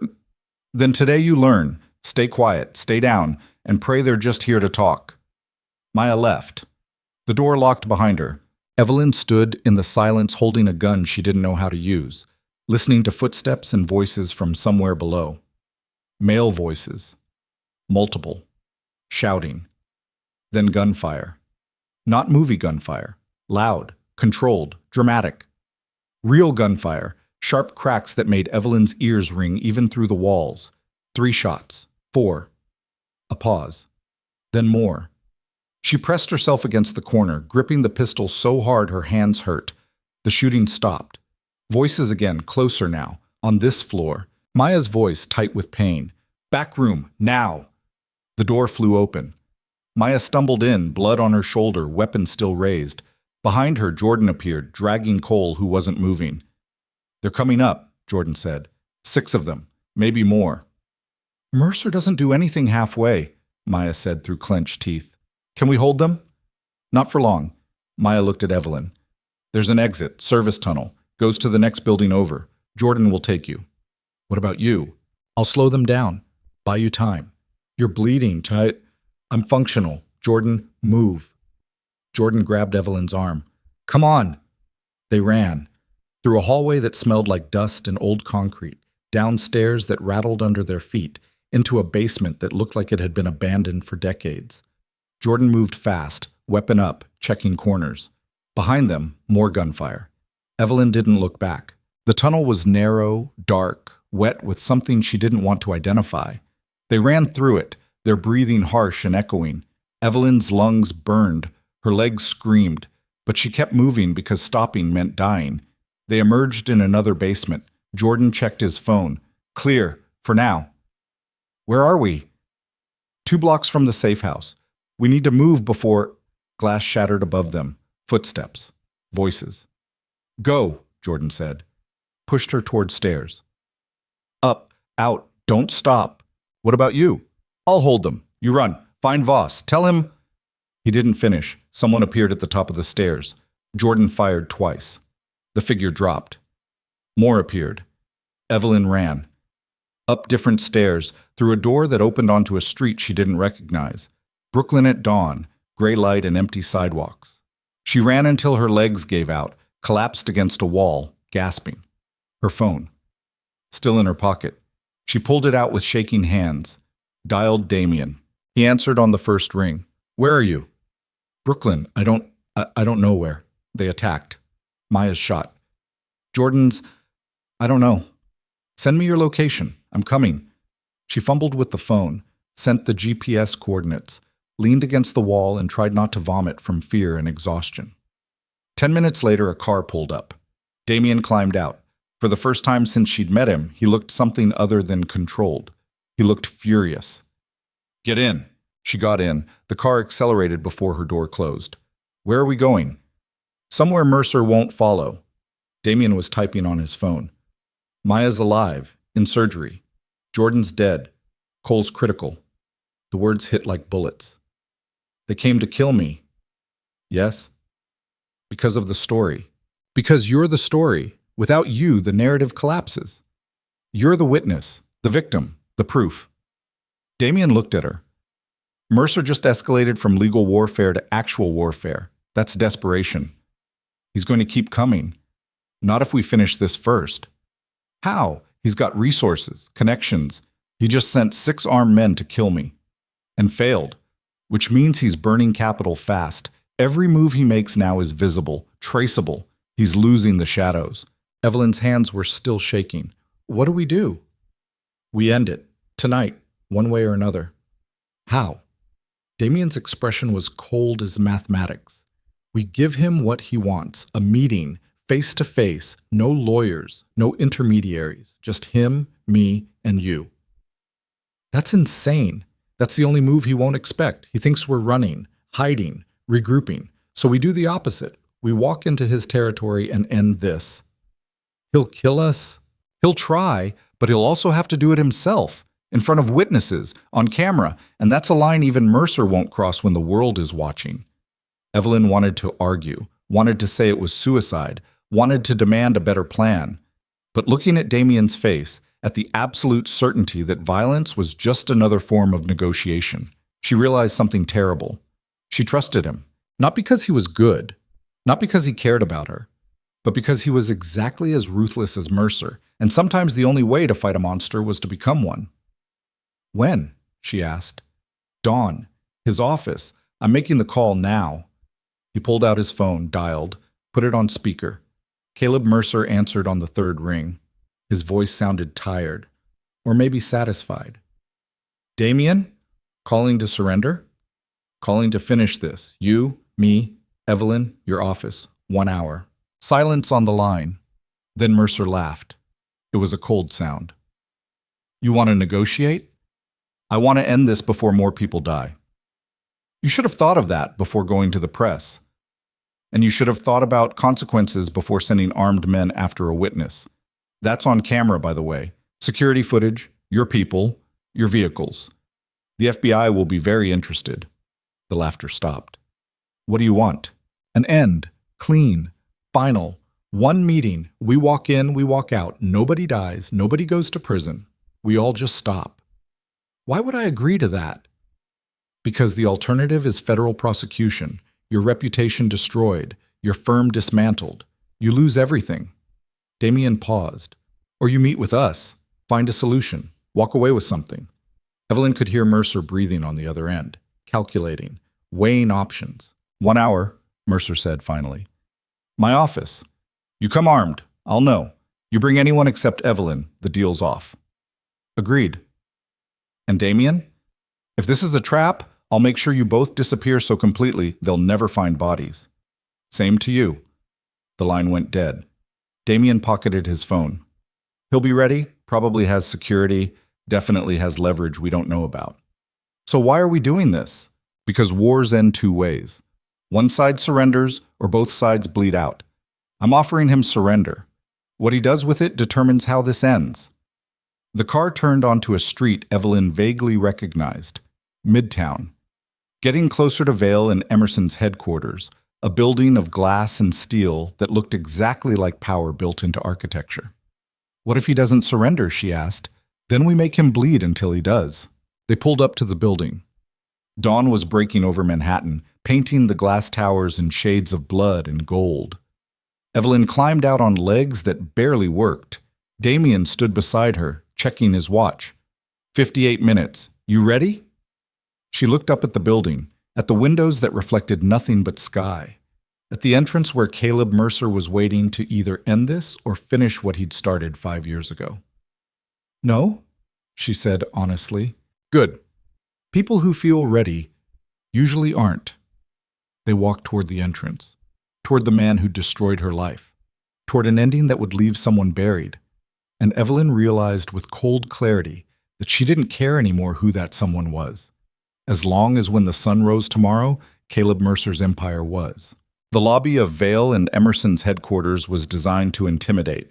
Marble floors that echoed every footstep like judgments. Ceiling 3 stories high. A reception desk staffed by a woman whose smile was as real as the plastic plants flanking the elevator banks. Everything about the space screamed money and the kind of power that didn't need to raise its voice. Evelyn's shoes clicked against the marble. Each step felt like walking deeper into a throat that was about to close. The receptionist looked up. Her smile didn't waver. Mr. Voss, Miss Hart, Mr. Mercer is expecting you. 42nd floor. No security check, no metal detectors, just a gesture toward the elevators and a look that suggested she knew exactly what kind of meeting this was. The elevator was glass on 3 sides. As it climbed, Manhattan spread out below them, a city of concrete and ambition and people who had no idea that somewhere in this building an empire was about to collapse or be reborn. Damien stood perfectly still.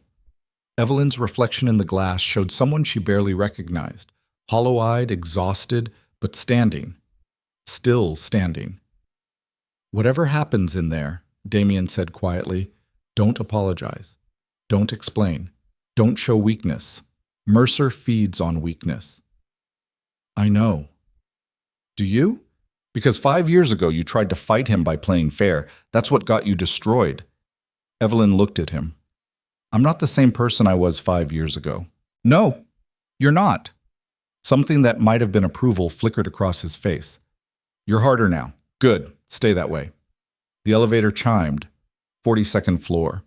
The doors opened onto a reception area even more expensive than the lobby. Everything was white and chrome and aggressive minimalism. A single hallway stretched ahead, ending at double doors made of frosted glass. Caleb Mercer's office. They walked. No one stopped them. No security guards appeared. Just silence and the sound of their footsteps and the distant hum of a city that didn't care who won or lost this particular war. Damien pushed open the doors. The office was huge. Floor-to-ceiling windows on 2 walls showing Manhattan from a height that made it look like a model. A desk the size of a small car. Shelves lined with law books that probably had never been opened. And standing by the windows, silhouetted against the dawn light, was Caleb Mercer. He turned as they entered. He looked tired. Not defeated. Evelyn had learned the difference. Tired in the way that came from fighting too many battles on too many fronts. Damien? Evelyn. He gestured to chairs in front of his desk. Sit. We'll stand, Damien said. Mercer's smile was thin. Suit yourselves. Though after the night you've had, I'd think you'd want to rest. After the night we've had, I'd think you'd be in custody, Evelyn said. Her voice was steadier than she felt. The night's not over yet. Mercer moved to his desk, sat, folded his hands on the surface like a teacher about to deliver a lesson. You wanted to meet. Here we are.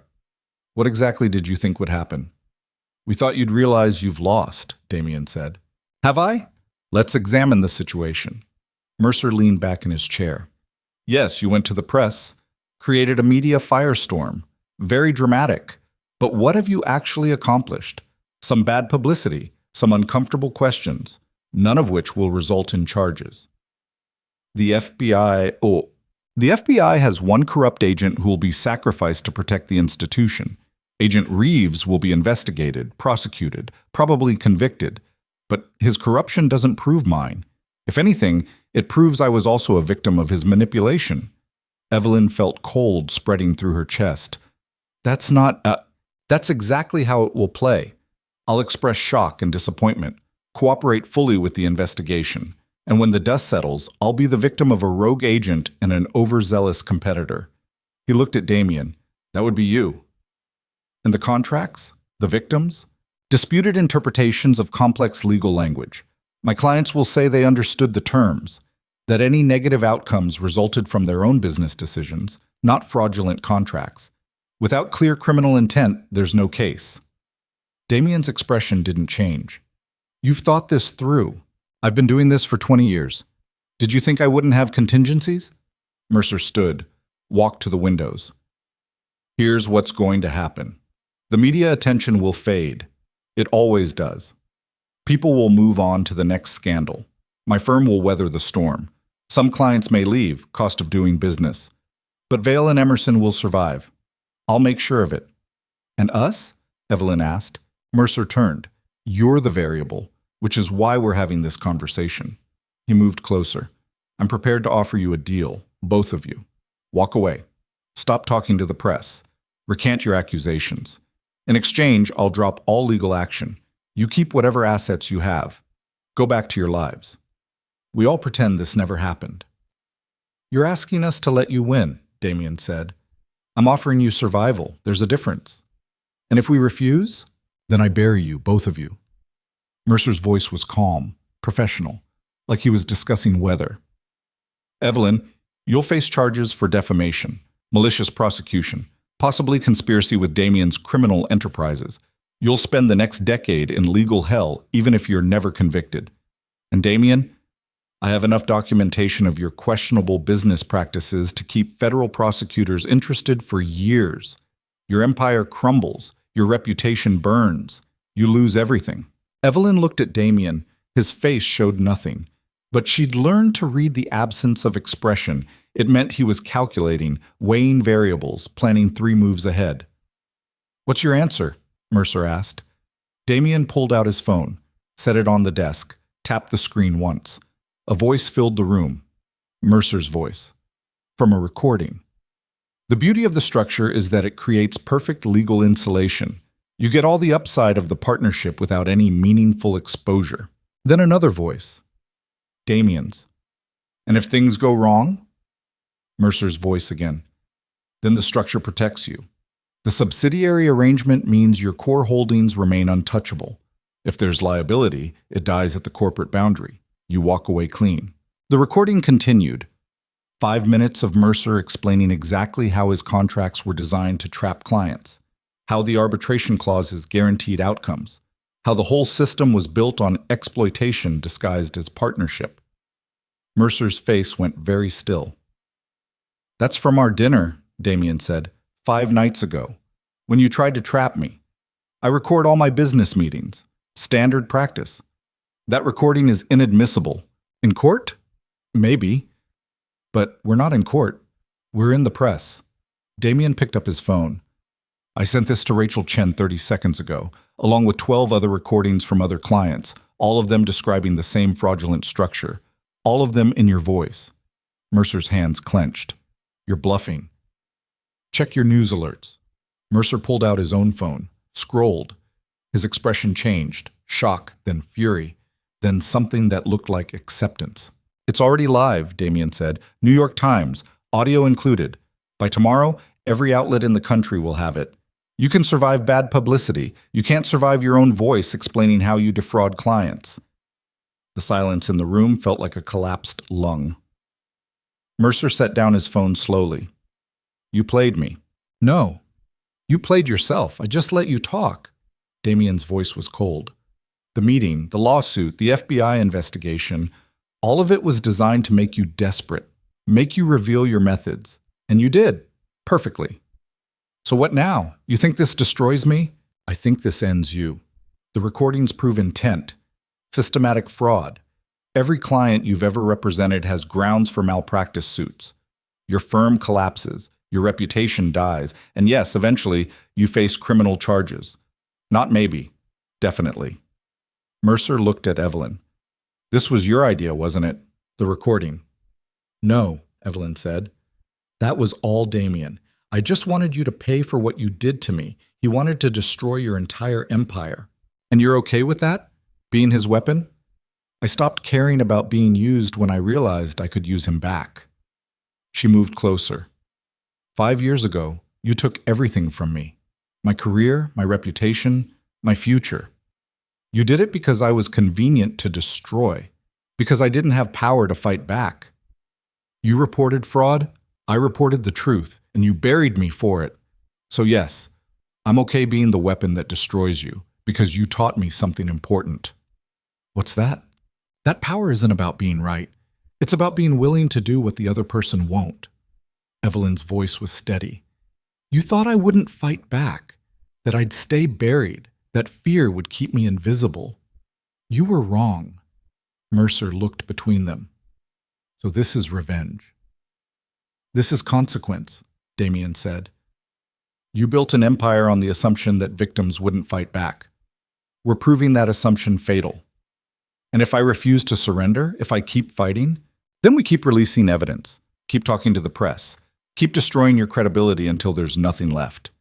You can drag it out, make it painful, but the outcome doesn't change." Mercer walked back to his desk, sat down heavily.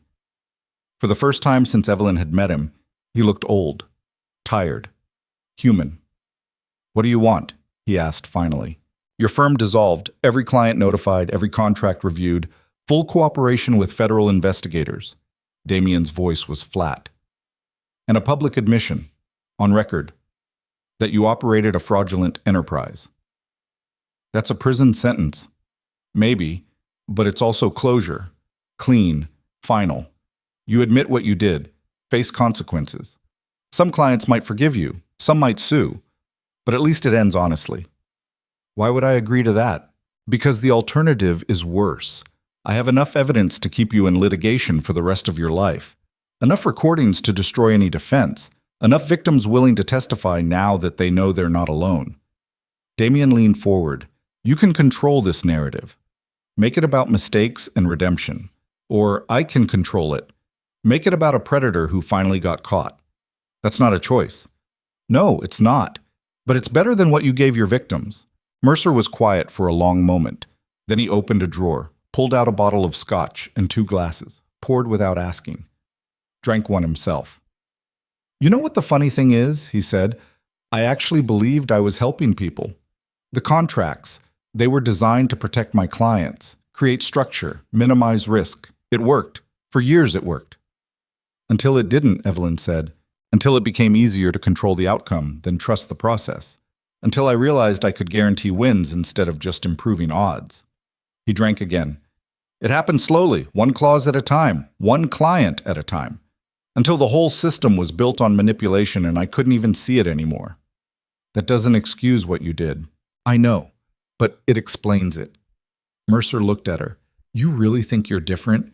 You think if you'd had my power, my resources, you wouldn't have made the same choices? I'd like to think I wouldn't. Everyone likes to think that, until they're in the position to choose.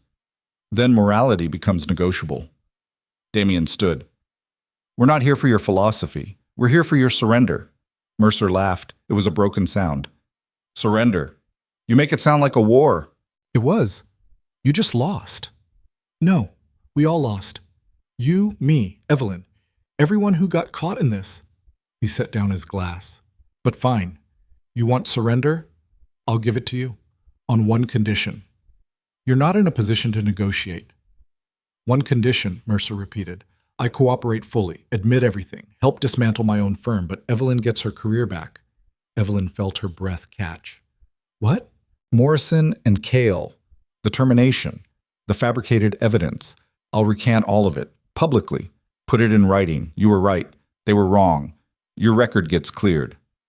Why would you do that? Because you were right 5 years ago. You saw the fraud, reported it, did exactly what you were supposed to do, and I destroyed you for it. Mercer's voice was quiet. I can't undo what I did, but I can at least acknowledge it. Give you back what I took. Damien looked at Evelyn. Your call. She thought about it. About 5 years of serving wine to people who'd forgotten she existed. About nights in studio apartments where the heating didn't work. About the crushing weight of invisibility. And about what it would mean to have her name cleared. To walk back into the world as someone who'd been right all along. But she also thought about Morrison and Cale. About the people who'd enabled her destruction. About a system that protected power over truth. I don't want my old career back, she said finally. Mercer frowned. What do you want? I want the truth on record. I want everyone who buried me to face consequences, and I want to make sure this never happens to anyone else. She looked at Damien. We're not just dismantling Vale and Emerson. We're reforming the whole system. Contract transparency, arbitration oversight, whistleblower protections. That's ambitious, Mercer said. That's necessary. Evelyn's voice was hard. You built an empire on making people disappear. I'm going to build one on making sure they're seen. Damien smiled. It was small, but genuine. I can work with that. So can I, Mercer said. He stood, extended a hand. I'll cooperate. Full disclosure. Whatever you need. Evelyn didn't shake his hand. This doesn't make us even. I know, but it's a start. They left him there. Sitting in his office overlooking a city that was waking up to the news that one of its most powerful legal consultants had just admitted to systematic fraud. The elevator ride down felt different, lighter, like gravity had loosened its grip. What happens now? Evelyn asked. Now we execute. Mercer cooperates. Vale and Emerson dissolves. Federal prosecutors build their case. It'll take months, maybe years, but it happens. And us? Damien looked at her. That depends. You want to go back to being invisible? No? Good. Because I have a proposition. I'm listening. I need someone who understands contracts, who can identify fraud, who isn't afraid to fight. He paused. I'm offering you a job, partner, not employee, equal stake in building something better than what we just destroyed. Evelyn should have been suspicious, should have questioned his motives, should have remembered that Damien Voss used people the way other people use tools, but she'd learned something over the past 2 weeks. Power wasn't inherently corrupt. It was just power. What mattered was how you used it. What kind of partnership? The kind where we hold corporations accountable, expose fraud before it metastasizes. Use the same aggressive tactics Mercer did, but in service of truth instead of profit. You want to be vigilantes, I want to be effective. There's a difference. Evelyn thought about it as they walked through the lobby, past the receptionist whose smile was gone now, replaced by professional panic, past the marble that no longer felt intimidating. Outside, Manhattan was fully awake. Morning rush, people heading to jobs they probably hated, lives that felt small, dreams that had been compressed into survival. She'd been one of them for 5 years, invisible, safe, slowly eroding. Okay, she said. Damien raised an eyebrow. Okay? I'm in, partner, equal stake, but I have conditions. Of course you do. We operate legally. No gray areas, no compromised FBI agents, no manipulation. That significantly reduces our options. That's the point. We do this right, or we don't do it at all. Damien considered, then nodded. Agreed. Anything else? I want Maya taken care of. Medical bills, salary while she recovers. Jordan's family gets compensation. Cole too. Already done. And I want a say in every decision, real say, not just consultation. You'll have it. Evelyn looked at him, at the man who'd used her as a weapon, who'd orchestrated her exposure, who'd put her in danger and called it protection. Why are you really doing this? She asked. Don't tell me it's about your brother. There's more. Damien was quiet for a moment. Then he said, because I'm tired of building empires alone, tired of trusting no one, tired of fighting wars where everyone's expendable. He paused. You stood in that office and refused to be destroyed. Twice. Once by Mercer, once by me. That's rare. So you're collecting rare things now? I'm collecting people who don't break when pressure's applied. The world needs more of those. It wasn't friendship. It wasn't trust. But it was honest. And after 5 years of dishonesty, that felt like enough. Where do we start? Evelyn asked. With the list, every victim Vale and Emerson destroyed. We find them, offer restitution, help them rebuild. That could be hundreds of people. Then we'll be busy. 3 months later, Evelyn sat in an office that didn't feel like a prison. Windows that actually opened, desk that was hers, not borrowed, nameplate that said Evelyn Hart Partner in letters that felt permanent. The work was hard, exhausting. Some days, frustrating beyond measure.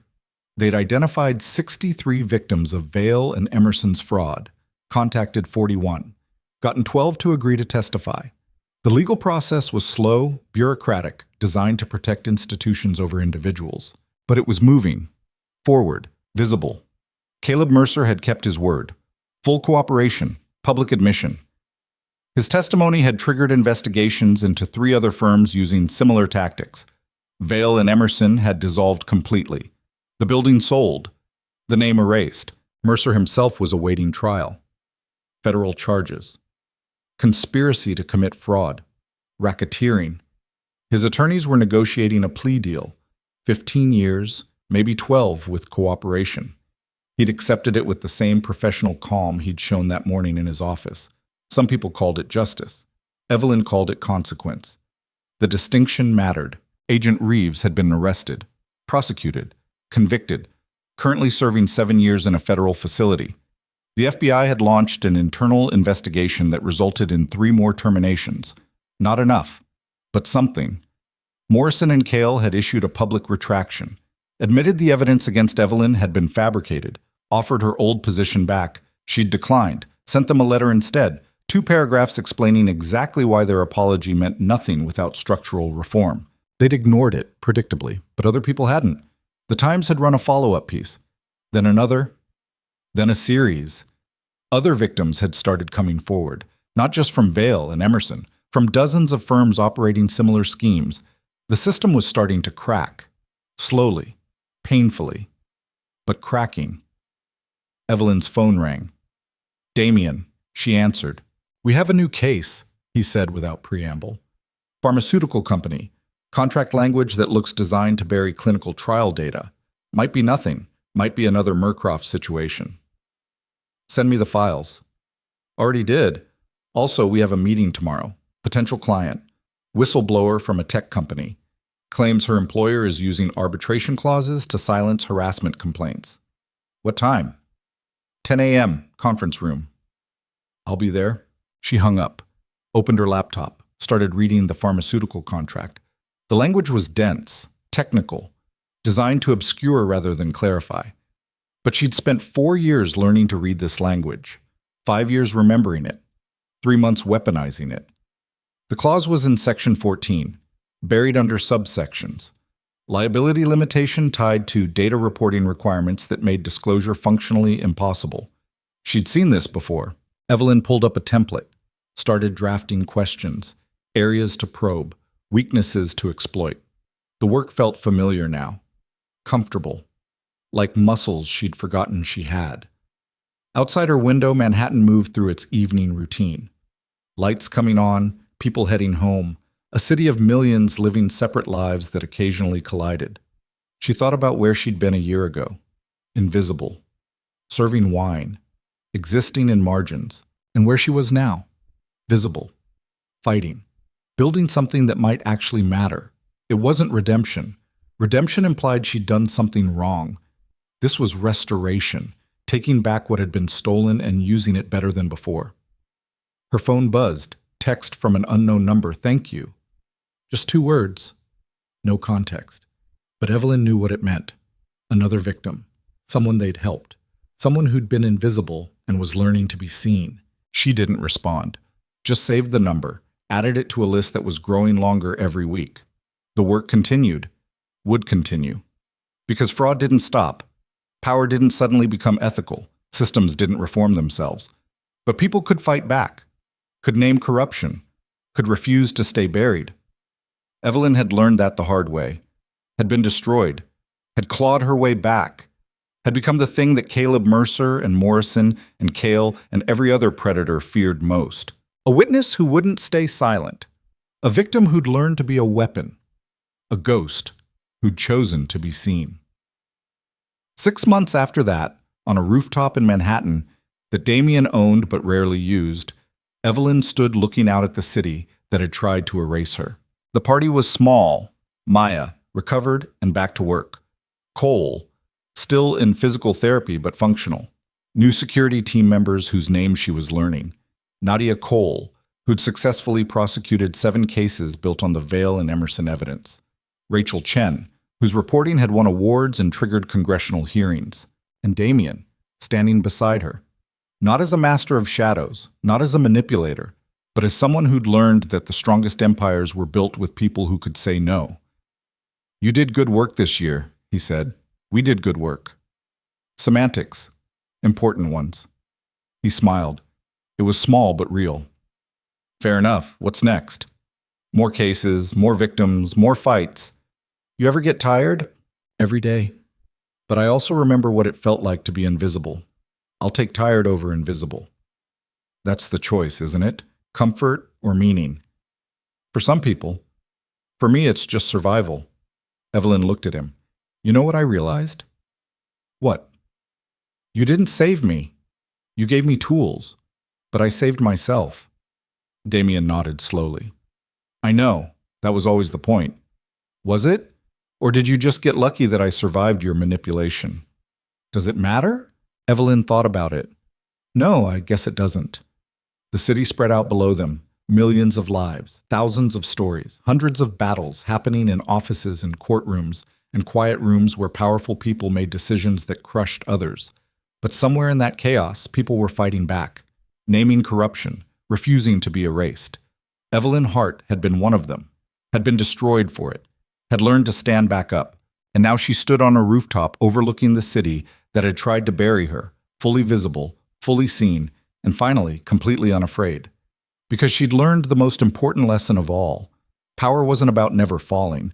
It was about standing back up after the fall and making sure the people who pushed you never forgot what happened when they tried. The night air was cold. The city was loud. The future was uncertain.